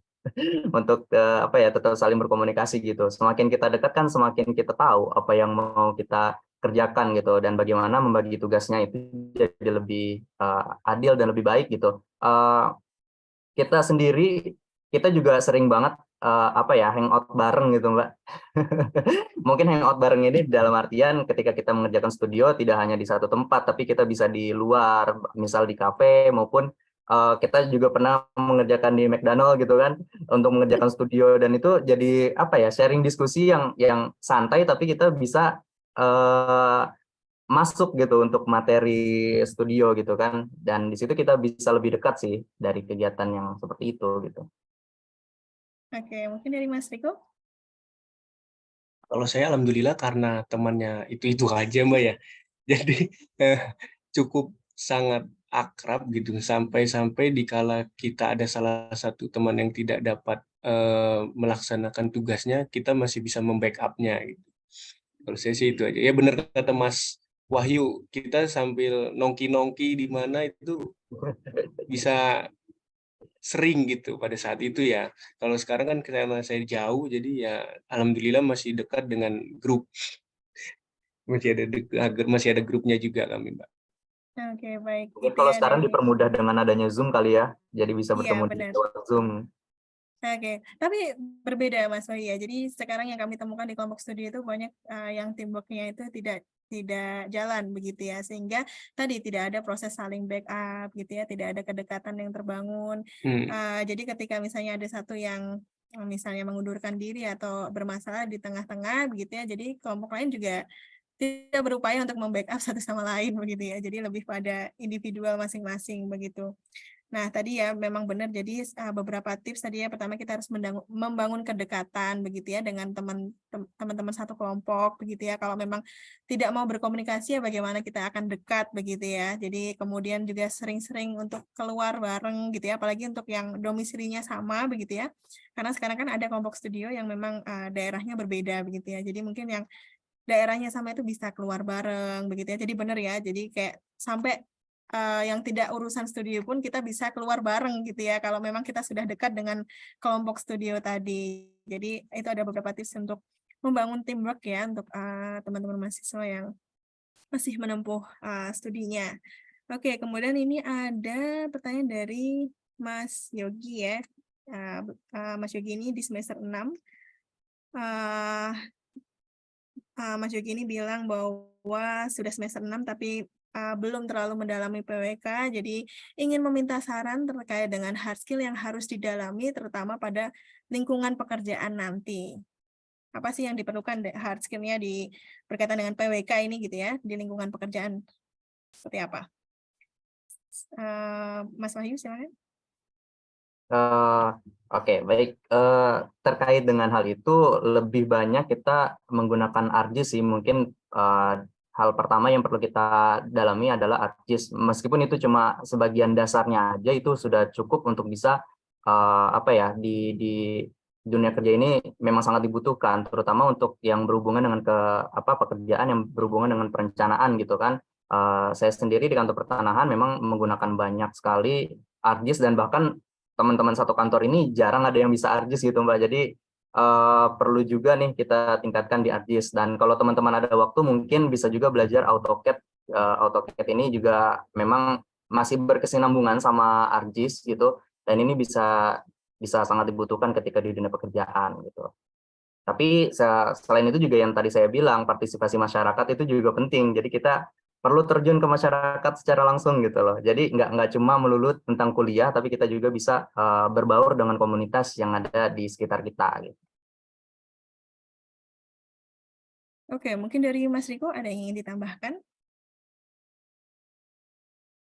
Iya, terima kasih Mbak. Iya benar yang dikatakan Mas Wahyu ya. Kalau untuk terkait skill, untuk memperdalam skill ya nggak jauh juga dari modul, kita harus menguasai dulu nih materinya nih. Dari situ kemungkinan kalau untuk ArcGIS-nya kan sebagai pendukung ya. Kalau saya perhatikan nih, sekarang nih lebih banyak menggunakan aplikasi ArcGIS Mbak, lebih banyak dalam arti untuk perencanaan ya. Dan yang benar yang dikatakan Mas Wahyu juga tadi menggunakan AutoCAD, saya juga sempat belajar tuh AutoCAD pada saat saya mengikuti diklat pengukuran kapal, dan alhamdulillah saya sekarang ini sebagai ahli ukur kapal walaupun dalam negeri. Nah itu sangat membantu tuh Mas. Nah, AutoCAD itu sangat membantu banget tuh. Memang awalnya kita dari AutoCAD baru bisa ke ArcGIS ya, seenggaknya kan masih ada basic-basic ya Mas yang mirip-mirip sih Mas. Gitu sih Mbak. Oke, baik. Jadi itu ya beberapa hard skill yang perlu dipelajari berkaitan dengan PWK ya. Nah, jadi sebenarnya teman-teman ini kalau sebenarnya kalau menguasai studio begitu ya yang sudah dirancang di dalam kurikulum begitu ya, jadi studio perencanaan, kemudian studio proses, kemudian studio kota dan studio wilayah itu sebenarnya teman-teman sudah menguasai intinya karena di situ sebenarnya sudah dilatih untuk implementasi hard skill-nya tadi ya, misalnya dalam melaksanakan analisis kependudukan, proyeksi penduduk, analisis berkaitan dengan transportasi, tata guna lahan, struktur dan pola seperti itu. Sebenarnya itu sudah diajarkan di dalam mata kuliah inti kita studio. Nah, jadi teman-teman itu di dalam mata kuliah studio memang harus menaruh effort yang lebih gitu ya dibandingkan dengan mata kuliah lain sebagai mata kuliah pendukung begitu ya. Jadi saya rasa ketika teman-teman menguasai mata kuliah studio ini, saya rasa hard skill-nya sudah terpelajari di situ gitu ya, beserta dengan prakteknya. Nah mungkin itu ya berkaitan dengan hard skill. Kemudian dari Mbak Salsabila Zahra, jadi untuk jadi untuk fresh graduate PWK dengan non pengalaman pekerjaan, apakah memang diperlukan pembuatan portofolio gitu ya untuk melamar pekerjaan gitu ya? Apakah itu bisa dikembangkan dari studio yang pernah kita kerjakan begitu? Mungkin dari Mas Ahyu? Portofolio ya. Pernah sempat juga sih saya membangun portofolio sendiri, terutama memang ya ketika kita kerja gitu kan, kadang suka ditanyakan juga. Tapi sejauh ini yang saya lihat ketika mendaftar atau melakukan wawancara kerja itu lebih banyak di communication-nya, dan kayaknya di PWK juga pernah ada untuk komunikasi juga ya, mata kuliah komunikasi di situ dan presentasi kalau nggak salah. Ini menjadi salah satu poin yang sekarang sangat dibutuhkan gitu. Bagi teman-teman mahasiswa mungkin di bagian komunikasi juga perlu dipertajam lagi, karena memang ketika kita melamar pekerjaan nanti hal yang paling pentingnya adalah ketika wawancara, dan di situ bertemu dengan user, bertemu dengan pewawancara dari HR, itu kan tentu bakal banyak banget ditanya hal-hal terkait dengan background kita selama kuliah maupun di luar kuliah itu gitu. Dan untuk portofolio sendiri saya ada tapi tidak terlalu terpakai sih, karena lebih banyak kita communication skill-nya yang dibutuhkan di situ gitu.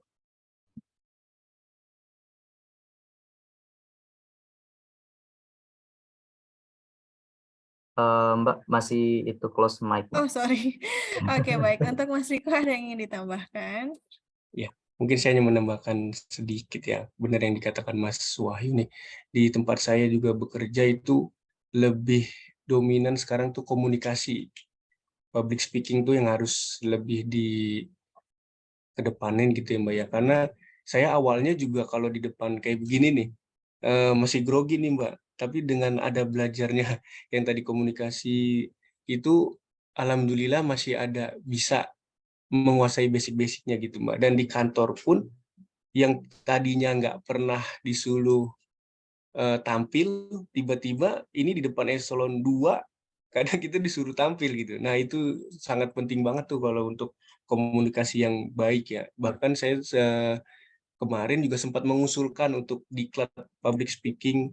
Kebetulan di tempat saya itu kan di bagian organisasi dan humas. Jadi itu bagi saya buat teman-teman komunikasi yang sangat dibutuhkan untuk saat ini ya, karena kita sudah lihat di media sosial apa segala macam itu lagi viral banget, lagi hits banget.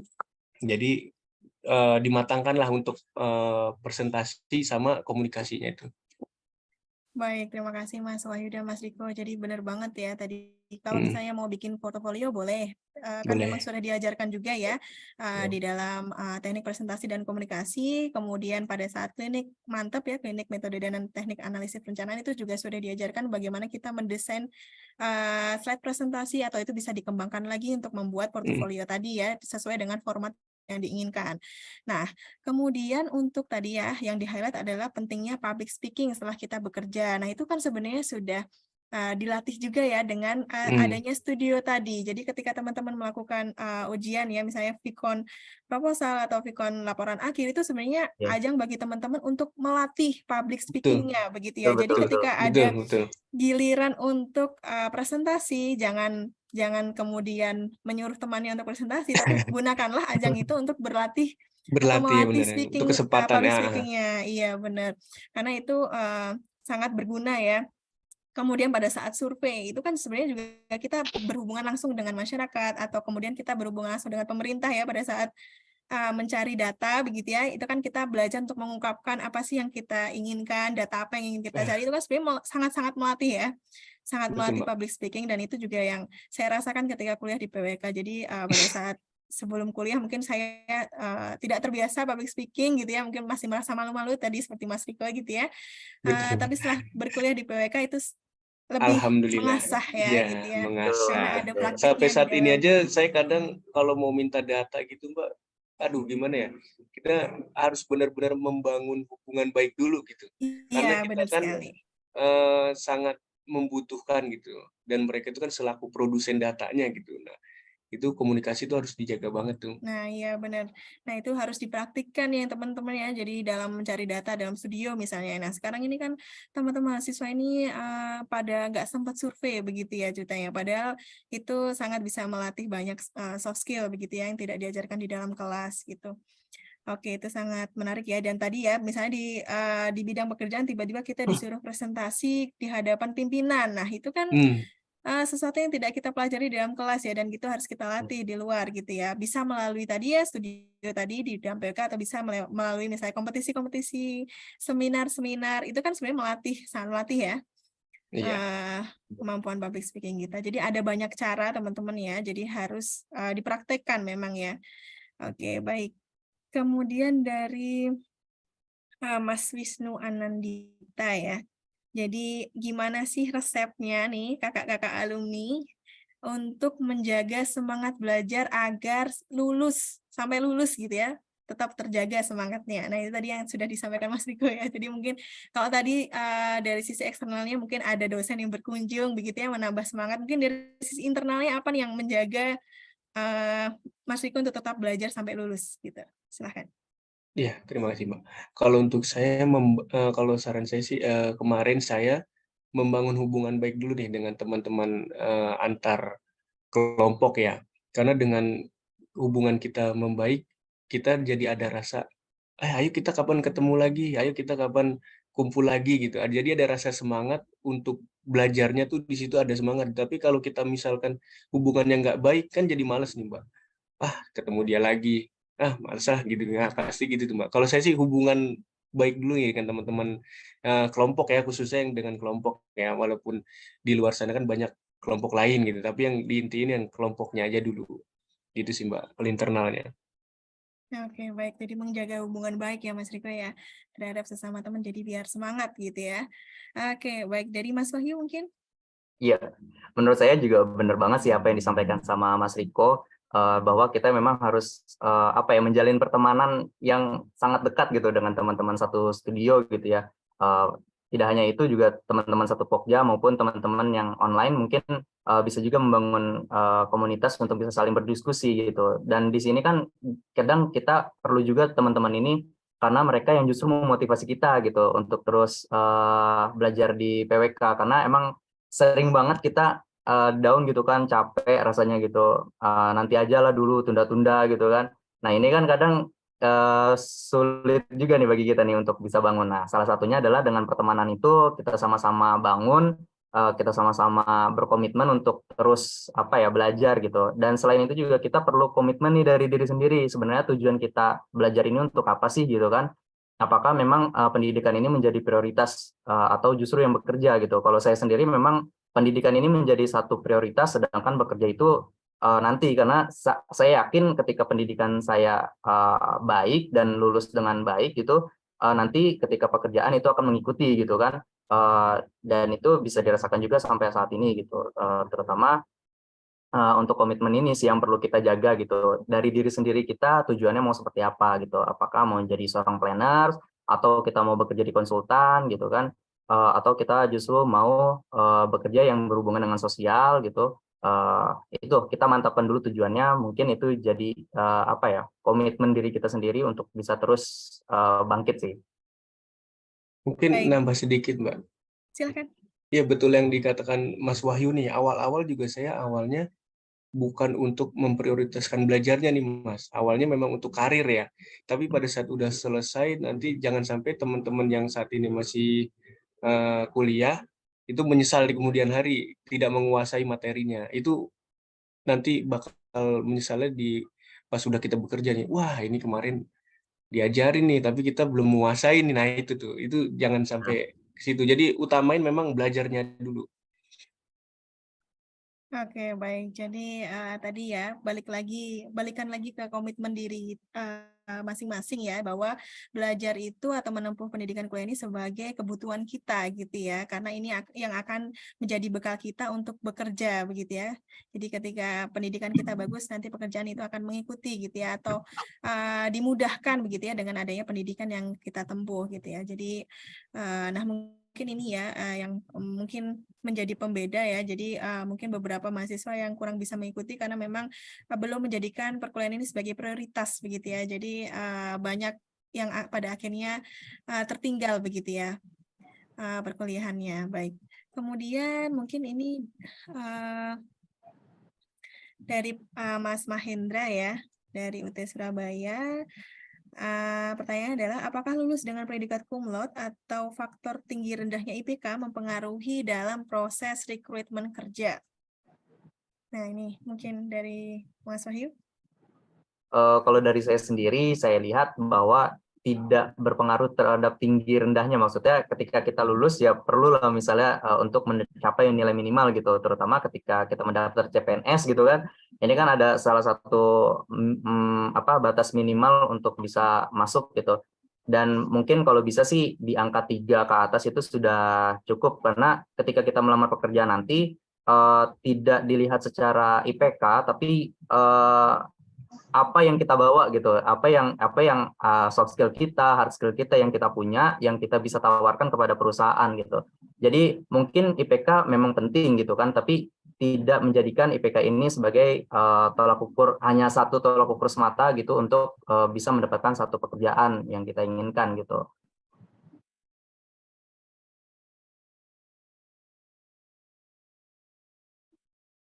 Oke, baik. Kalau dari Mas Riko? Ya, kalau untuk nilai sendiri IPK itu kalau menurut saya kalau bisa memang 3 ya, Mbak ya.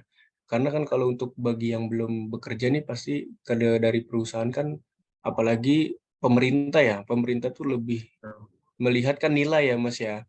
Nah, itu untuk kalau di swasta memang dia lebih ke skill yang diperhatikan. Tapi kita ini kan di Indonesia ya, kalau saya lihat ini nilai dulu yang dilihat. Nah, jadi kalau bisa memang nilai juga tinggi, tapi bisa dipertanggungjawabkan dengan nilai itu gitu, Mbak. Jangan Oke. tinggi, tahu-taunya dari hasil nyontek. Nggak. Aduh, ya ini dari hasil joki ya.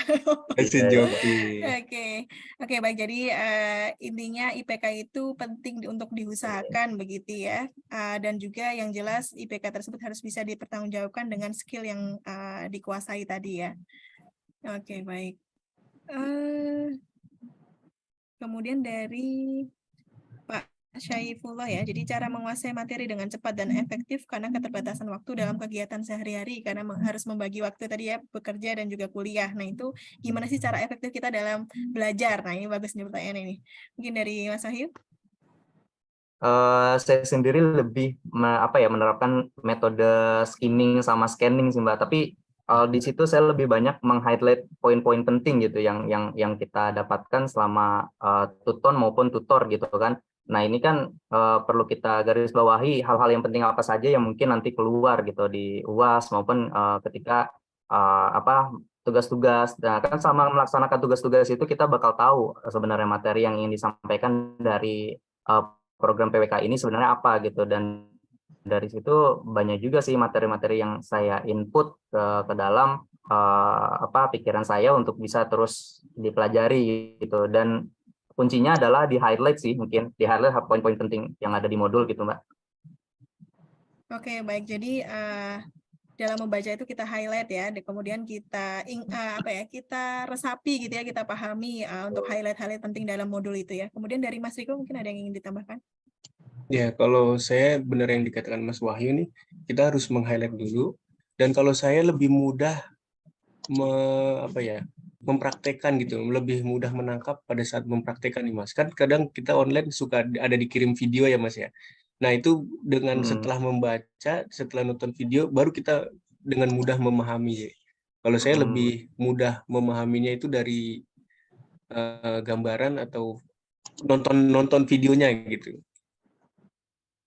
Oke, baik. Jadi disesuaikan dengan itu ya, lebih disesuaikan dengan tipe belajarnya ya. Ada orang yang memang lebih gampang belajar dengan tadi ya membaca, cukup ada yang bisa membaca, ada yang melihat perlu dan mendengar ya. mempraktekannya hasil dari praktek gitu. Jadi silahkan mungkin teman-teman harus melihat pada dirinya masing-masing tipe belajarnya lebih seperti apa begitu ya. Jadi mungkin itu nanti bisa disesuaikan kembali dengan cara belajarnya. Oke, baik. Kemudian, nah ini ada dari Pak Aku Hedanta ya, menitipkan pertanyaan nih buat teman-teman nih. Jadi, apa sih mimpi Mas Wahyu dan Mas Riko ini, mimpi sebagai planners ke masa depan gitu ya, dan apa yang kemudian Mas Wahyu dan Mas Riko persiapkan untuk mewujudkan mimpi tersebut? Apa nih mimpi terbesarnya sebagai planner? Apakah memang cukup dari pekerjaan sekarang ini atau ada mimpi besar lain nih? Silakan Mas Wahyu. Iya. Kalau mimpi besar tentu ada Mbak, kita punya namanya jangka menengah, jangka panjang gitu kan, dan saya pun masih bermimpi sampai saat ini, saya ingin menjadi salah satu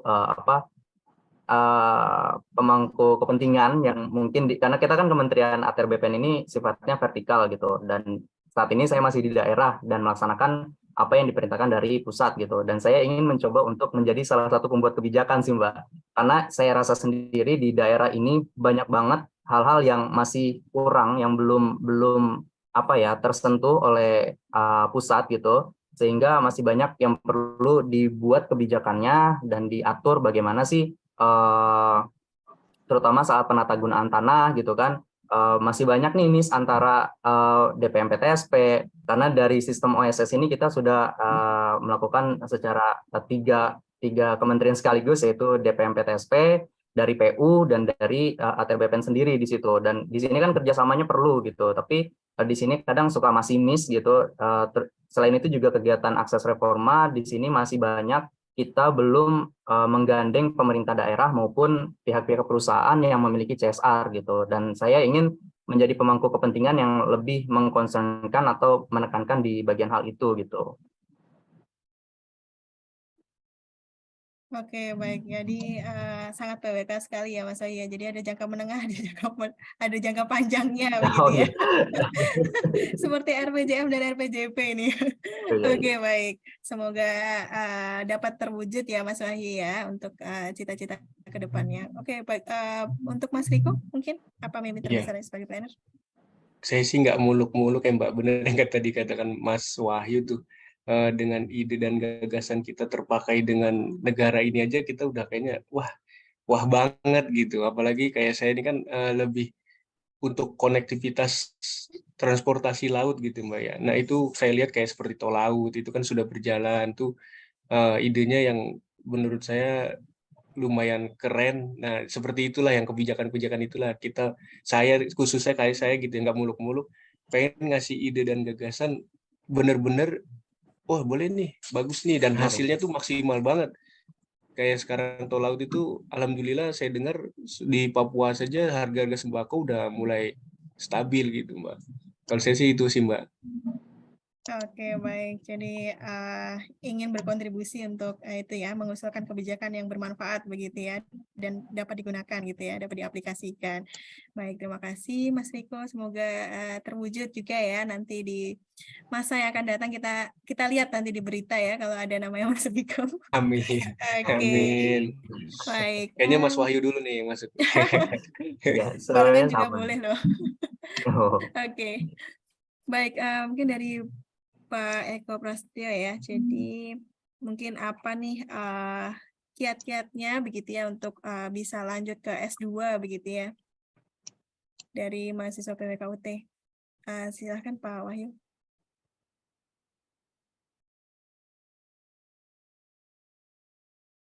Jaringannya ini ya, sepertinya. Mungkin Mas Riko dulu. Jadi apa yang mungkin bisa apa persiapan yang perlu dilakukan gitu ya sebelum akhirnya kita melanjutkan S2. Ya, kalau saya untuk ke depannya S2 ya mungkin untuk saat ini masih harus terus belajar ya. Dan untuk teman-teman yang memang masih kuliah, yang ditanamkan itu harus ada berperilaku baik dan ulet. Nah ini yang sangat penting ini kejujuran nih Mbak. Saya di mana-mana alhamdulillah dengan kejujuran itulah kita bisa dipercaya dengan pimpinan ya. Dari mulai saya bekerja di pabrik dulu di Frisian Flag. Nah itu walaupun saya masih baru, kadang masih suka dibawa ke sana, ke sini, ke line sana, line sini, dan sampai sekarang seperti itu tuh Mbak.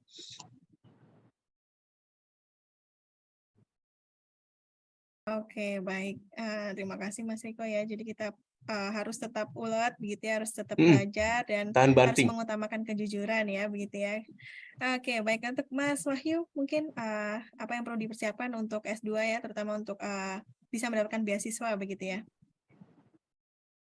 Untuk S2 sendiri, saya kemarin banyak banget sih mempersiapkan banyak hal gitu, karena memang untuk beasiswa S2 ini kita perlu menggali lagi nih, kira-kira selama kita kuliah kita ngapain aja gitu kan, dan di situ nanti kita bakal ada seleksi dari dari administrasi, kita membangun esai yang memang bisa menggugah buat para interviewer gitu, dan salah satunya adalah seberapa jauh kita kegiatan selama perkuliahan gitu kan yang bisa kita terapkan, terutama hal-hal yang berkontribusi untuk masyarakat sih Mbak. Itu yang saya lebih tekankan selama untuk beasiswa kemarin, LPDP kemarin gitu, dan memang dari situ banyak banget digali sama interviewer terkait dengan kegiatan saya ketika mengikuti ekspedisi Nusantara Jaya atau kegiatan-kegiatan di kantor yang memang apa sih yang pernah kita lakukan gitu kan. Salah satunya adalah pada tahun 2022 kemarin saya juga pernah ditunjuk jadi oleh Kepala Kantor Pertanahan untuk mengetuai tim kreatif gitu, di mana kita membangun inovasi. Nah ini kan salah satu bentuk kebijakan nih yang sangat senang bisa didengar sama atasan gitu kan. Kita membangun namanya SMART atau sistem manajemen terhadap arsip pertanahan, termasuk juga sistem drive-thru. Jadi ketika pemberian sertifikat itu tidak lagi mengantri di loket, tapi bisa melalui drive-thru gitu. Ini hal yang saya tekankan mungkin di situ gitu, kontribusi kepada masyarakat gitu Mbak. Oke, baik. Jadi itu ya tips dari Mas Wahyu ya. Jadi kalau ingin bisa lolos untuk beasiswa, tadi LPDP ya Mas ya? Iya, LPDP Mbak. Iya, LPDP ya. Jadi kita harus perbanyak ini kita ya, pengalaman kita untuk terjun langsung ke masyarakat gitu ya, membuat kegiatan yang memang berdampak gitu ya, berdampak langsung pada masyarakat. Baik, Oke, karena kita sudah berada di penghujung acara ya, karena keterbatasan waktu, mungkin ini ada 2 pertanyaan terakhir nih Mas ya dari kami gitu ya. Eh, apa nih pesan-pesan gitu ya untuk junior kita di PWK begitu ya, yang masih menempuh studinya hingga saat ini? Apa nih pesan-pesannya dari Mas Riko mungkin? Ya, terima kasih Mbak. Kalau saya, yang tadi saya bilangin Mbak, itu semangat belajarnya kudu tinggi, dan untuk teman-teman kalau bisa ini, bukan kalau bisa, memang harus ya, harus benar-benar menguasai materinya. Karena nanti pada saat sudah lulus ini, itu benar-benar bisa kepake. Itu jangan sampai nanti kita kalau ditanya pimpinan tuh lebih banyak AE-AE-nya gitu. Ibaratnya kalau kita presentasi itu lebih banyak AE-AE-nya gitu. Nah itu yang saya alami seperti itu Mbak. Makanya kalau kita punya modul, kalau bisa itu jangan dibuang. Nanti itu kan bisa kita buka lagi tuh untuk belajar. Itu kebanyakan saya lihat teman-teman, kebanyakan bukunya entah kemana. Saya juga lagi kadang mau buku saya dipinjam sampai sekarang ada yang belum dikembalikan. Nah itu untuk mendapatkannya lagi tuh kayaknya, aduh, udah deh biarin aja deh. Jadi rasa semangat itu memang nomor satu tuh harus ada tuh Mbak, untuk semangat belajarnya ya. Jangan sampai kendor. Itu sih Mbak. Oke, baik. Jadi teman-teman mahasiswa nih ya, jangan sampai kendor gitu ya, belajar yang sungguh-sungguh gitu ya, karena ilmu itu yang nantinya akan teman-teman bawa pada dunia kerja begitu. Oke, mungkin dari Mas Wahyu, apa nih pesan-pesannya? Baik, kalau dari saya buat teman-teman mahasiswa maupun alumni, mungkin ada beberapa hal ya, misalnya dari manajemen waktu gitu. Kita perlu membagi kesibukan kita bekerja maupun kesibukan di luar kampus gitu, tapi kita tetap lebih memprioritaskan pendidikan kita. Jadi di sini kita lebih banyak berkomitmen terhadap diri sendiri untuk bisa menyelesaikan studi dengan baik, sehingga hasilnya nanti bisa membawa kita pada perubahan maupun pada pekerjaan yang lebih baik gitu. Selain itu juga saya mencoba untuk teman-teman agar membangun relasi gitu, baik kepada teman-teman sesama UT maupun teman-teman dari luar kampus gitu kan. Kan sekarang banyak nih di dunia digital gitu, informasi kegiatan di luar kampus itu banyak banget dari Instagram, dari Facebook, TikTok gitu kan. Nah, itu kan informasi seperti itu bisa kita dapatkan gitu. Dan teman-teman mungkin bisa bangun relasi dari kegiatan di luar kampus, bisa dari lomba atau dari kegiatan volunteering maupun kegiatan komunitas-komunitas yang ada gitu. Dan yang ketiga mungkin teman-teman bisa menggali lagi passionnya mau ke arah mana gitu. Jadi kita punya tujuan dulu nih. Kita kan kadang punya passion lebih ke arah ekonominya, passion terhadap sosialnya gitu kan, passion terhadap teknisnya maupun argisnya gitu kan. Ini kan berbeda-beda nih. Mana sih yang mau kita kembangkan gitu dalam diri kita? Kalau saya sendiri sih lebih banyak ke pemberdayaan masyarakatnya. Saya sangat senang ketemu dengan masyarakat sekitar, senang ketemu anak-anak kecil gitu kan. Jadi kegiatan-kegiatan yang berbau dengan pemberdayaan masyarakat itu saya sangat senangi gitu. Dan itu menjadi passion yang saya terus tumbuhkan sampai detik ini, bahkan mungkin nggak akan berhenti sampai tua saya nanti gitu. Seperti itu, Mbak. Baik, jadi ada banyak ya pesan-pesannya ya. Pertama dari sisi manajemen waktu gitu ya, kemudian kedua membangun relasi begitu ya. Jadi tidak hanya dalam internal saja, tapi dari luar kampus gitu ya. Tadi seperti misalnya mengikuti kegiatan-kegiatan di luar kampus gitu ya, kegiatan voluntary atau sebenarnya teman-teman bisa mengikuti kegiatan dosennya juga begitu ya. Misalnya dosen kan ada kegiatan penelitian atau ada proyek-proyek lain. Nah, sebenarnya teman-teman mahasiswa bisa mengikuti kegiatan tersebut. Kemudian, nah ini ya mungkin yang ketiga ini adalah kita lebih melihat passion kita gitu ya. Kita nanti akan berkarir di bidang mana gitu ya, lebih ke masyarakat kah atau lebih jadi birokrat kah gitu ya, atau berkarir di bidang akademisi begitu, atau di bidang konsultan kah. Nah, itu kita harus gali gitu ya passion kita sehingga kita belajarnya lebih mengerucut begitu ya nantinya ya Mas Wahyu ya. Oke, baik. Mungkin yang terakhir nih, ada nggak nih masukan yang ingin disampaikan dari Mas Wahyu dan Mas Riko gitu ya untuk prodi gitu ya berkaitan dengan kebutuhan dunia kerja. Misalnya ada nggak yang perlu ditambahkan atau perlu diupayakan lagi begitu ya sesuai dengan kebutuhan dunia kerja. Silahkan Mas Wahyu atau Mas Riko.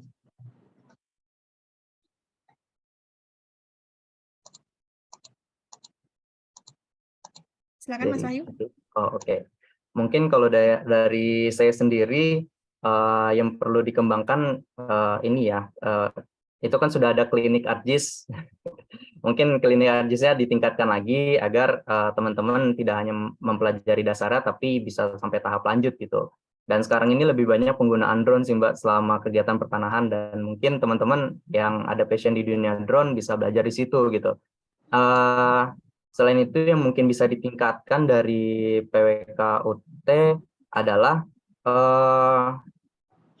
mungkin untuk kegiatan studio ya Mbak, karena studio ini kan jadi hal yang sangat penting gitu untuk dunia kerja kita nanti gitu kan. Nah selama kegiatan studio kalau bisa ditekankan kepada teman-teman masyarakat, teman-teman mahasiswa agar kalau bisa sih teman-teman satu studio ini memang satu domisili gitu, karena ketika jauh domisili ini cukup sulit juga gitu kan untuk berkomunikasi, bahkan yang jauh ini kadang suka tidak mendapat ilmunya gitu untuk bisa memahami studio gitu.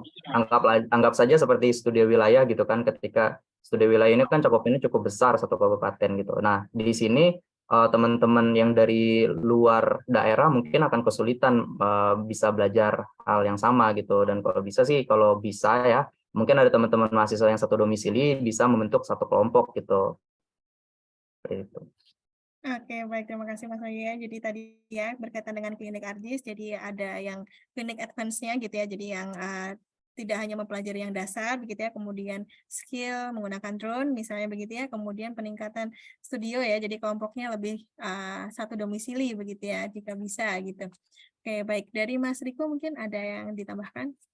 Ya, mungkin sama kali ya dengan Mas Wahyu ya. Itu untuk ARJIS-nya mungkin kepada teman-teman agar lebih lagi dimatangkan,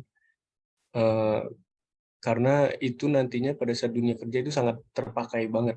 Itu kalau untuk PWK banget senjatanya lah, itu udah senjatanya banget tuh untuk ARJIS. Dan untuk terkait yang tadi studio, kalau bisa di setiap kegiatan studio tuh ada langsung kunjungan atau pembimbingan langsung dari UT Pusat, biar lebih terkontrol nih teman-teman dan terarah ini gimana sih untuk studio PWK itu yang lebih cakep gitu, yang lebih mantap gitu sih Mbak.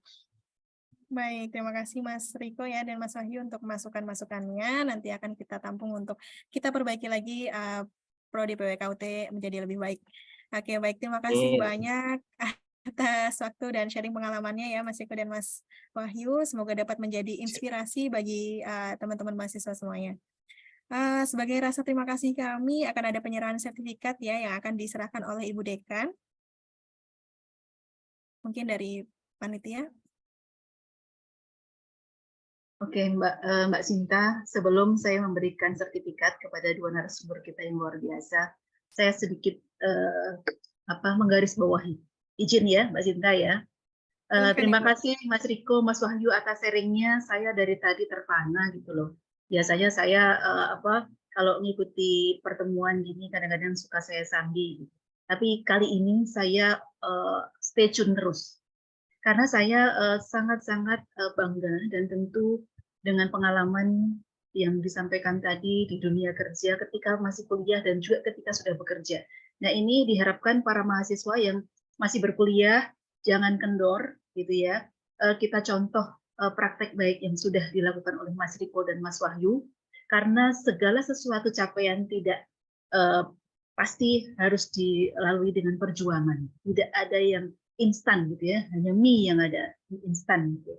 Jadi tetap bersemangat para mahasiswa, ikuti apa tadi sharing dari Mas Riko dan Mas Wahyu, karena apa yang tadi diucapkan itu adalah merupakan doa. Mudah-mudahan Mas Wahyu suatu saat nanti akan menjadi seorang penentu kebijakan tadi ya, menjadi pemangku kebijakan. Insya Allah nanti akan dikabulkan. Kita doa bersama.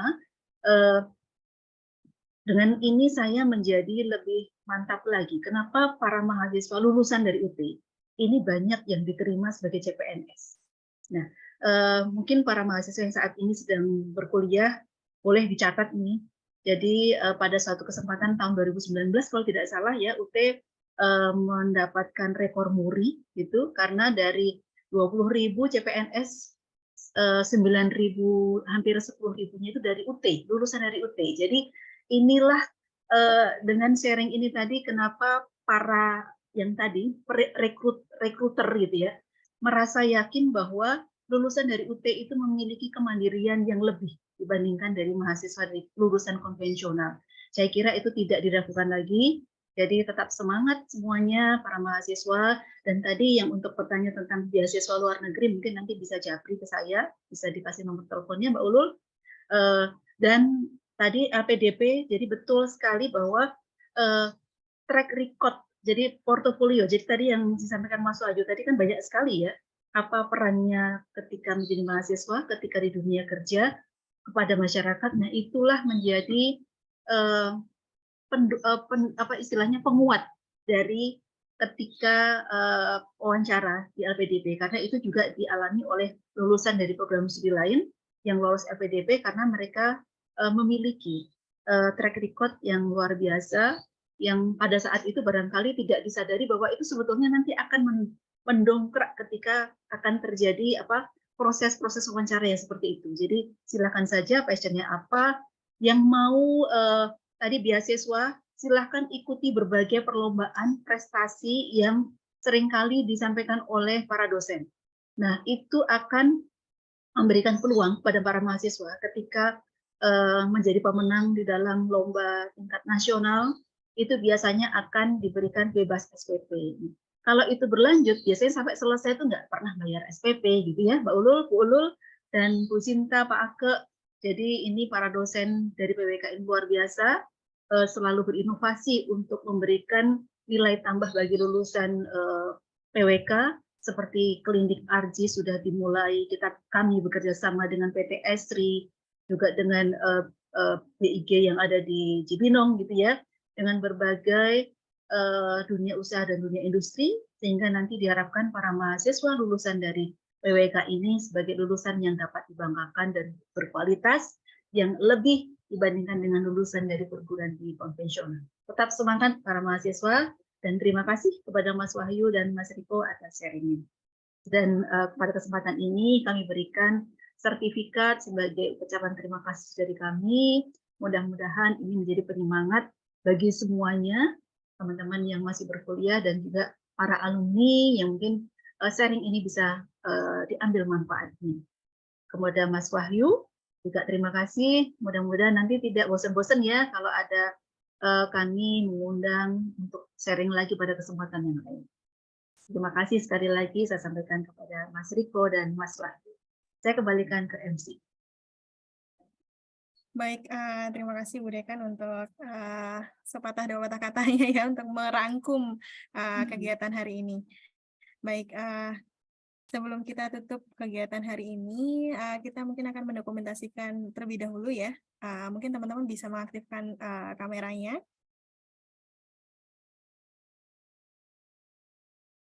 Oke, dari panitia mungkin bisa mendokumentasikan kegiatan hari ini. Mengingatkan juga ya teman-teman ya untuk mengisi daftar hadirnya yang sudah di-share di kolom chat ya. Jadi silakan untuk diisi. Apakah sudah selesai untuk mendokumentasikan? Baik, Mbak, saya hitung mundur ya. 3, Oke. 2, 1. Slide selanjutnya. 3, 2, 1. Oke, sudah Mbak Sinta. Oke, baik. Terima kasih Mas Mahdi. Baik, sebelum kita tutup kegiatan hari ini kami mengucapkan terima kasih kepada para narasumber dan rekan-rekan semua, Bapak Ibu Nurma, Pak Ake, dan dosen-dosen lain yang sudah menghadiri kegiatan hari ini. Kami memohon maaf apabila ada kekurangan dalam penyelenggaraan kegiatan, dan jika ada kesalahan dalam memandu kegiatan hari ini. Terima kasih semuanya. Saya Sinta Purnama Putih, mohon pamit undur diri. Kita berjumpa lagi pada kesempatan berikutnya. Wassalamualaikum warahmatullahi wabarakatuh. Waalaikumsalam warahmatullahi. Terima kasih Mbak Terima Sinta, Ibu kasih Mbak Nurmawati, Erika, Pak Bu Ake. Rini. Bu Erika. Terima kasih banyak Bu Dekan, Mas Wahyu, sehat-sehat Mas Riko. Ya, Sukses semuanya ya buat amin, mahasiswa. amin, amin. Tetap Terima semangat. kasih Bapak Ibu. Jangan pakai joki-jokian. Ya. Betul, betul. Nanti akan rugi sendiri di ujungnya. Betul. Izin live, Ibu. Terima kasih Mas Wahyu. Izin live ya. Mas Riko. Mas Wahyu, Mas Riko. Ya. Ini kan nyata yang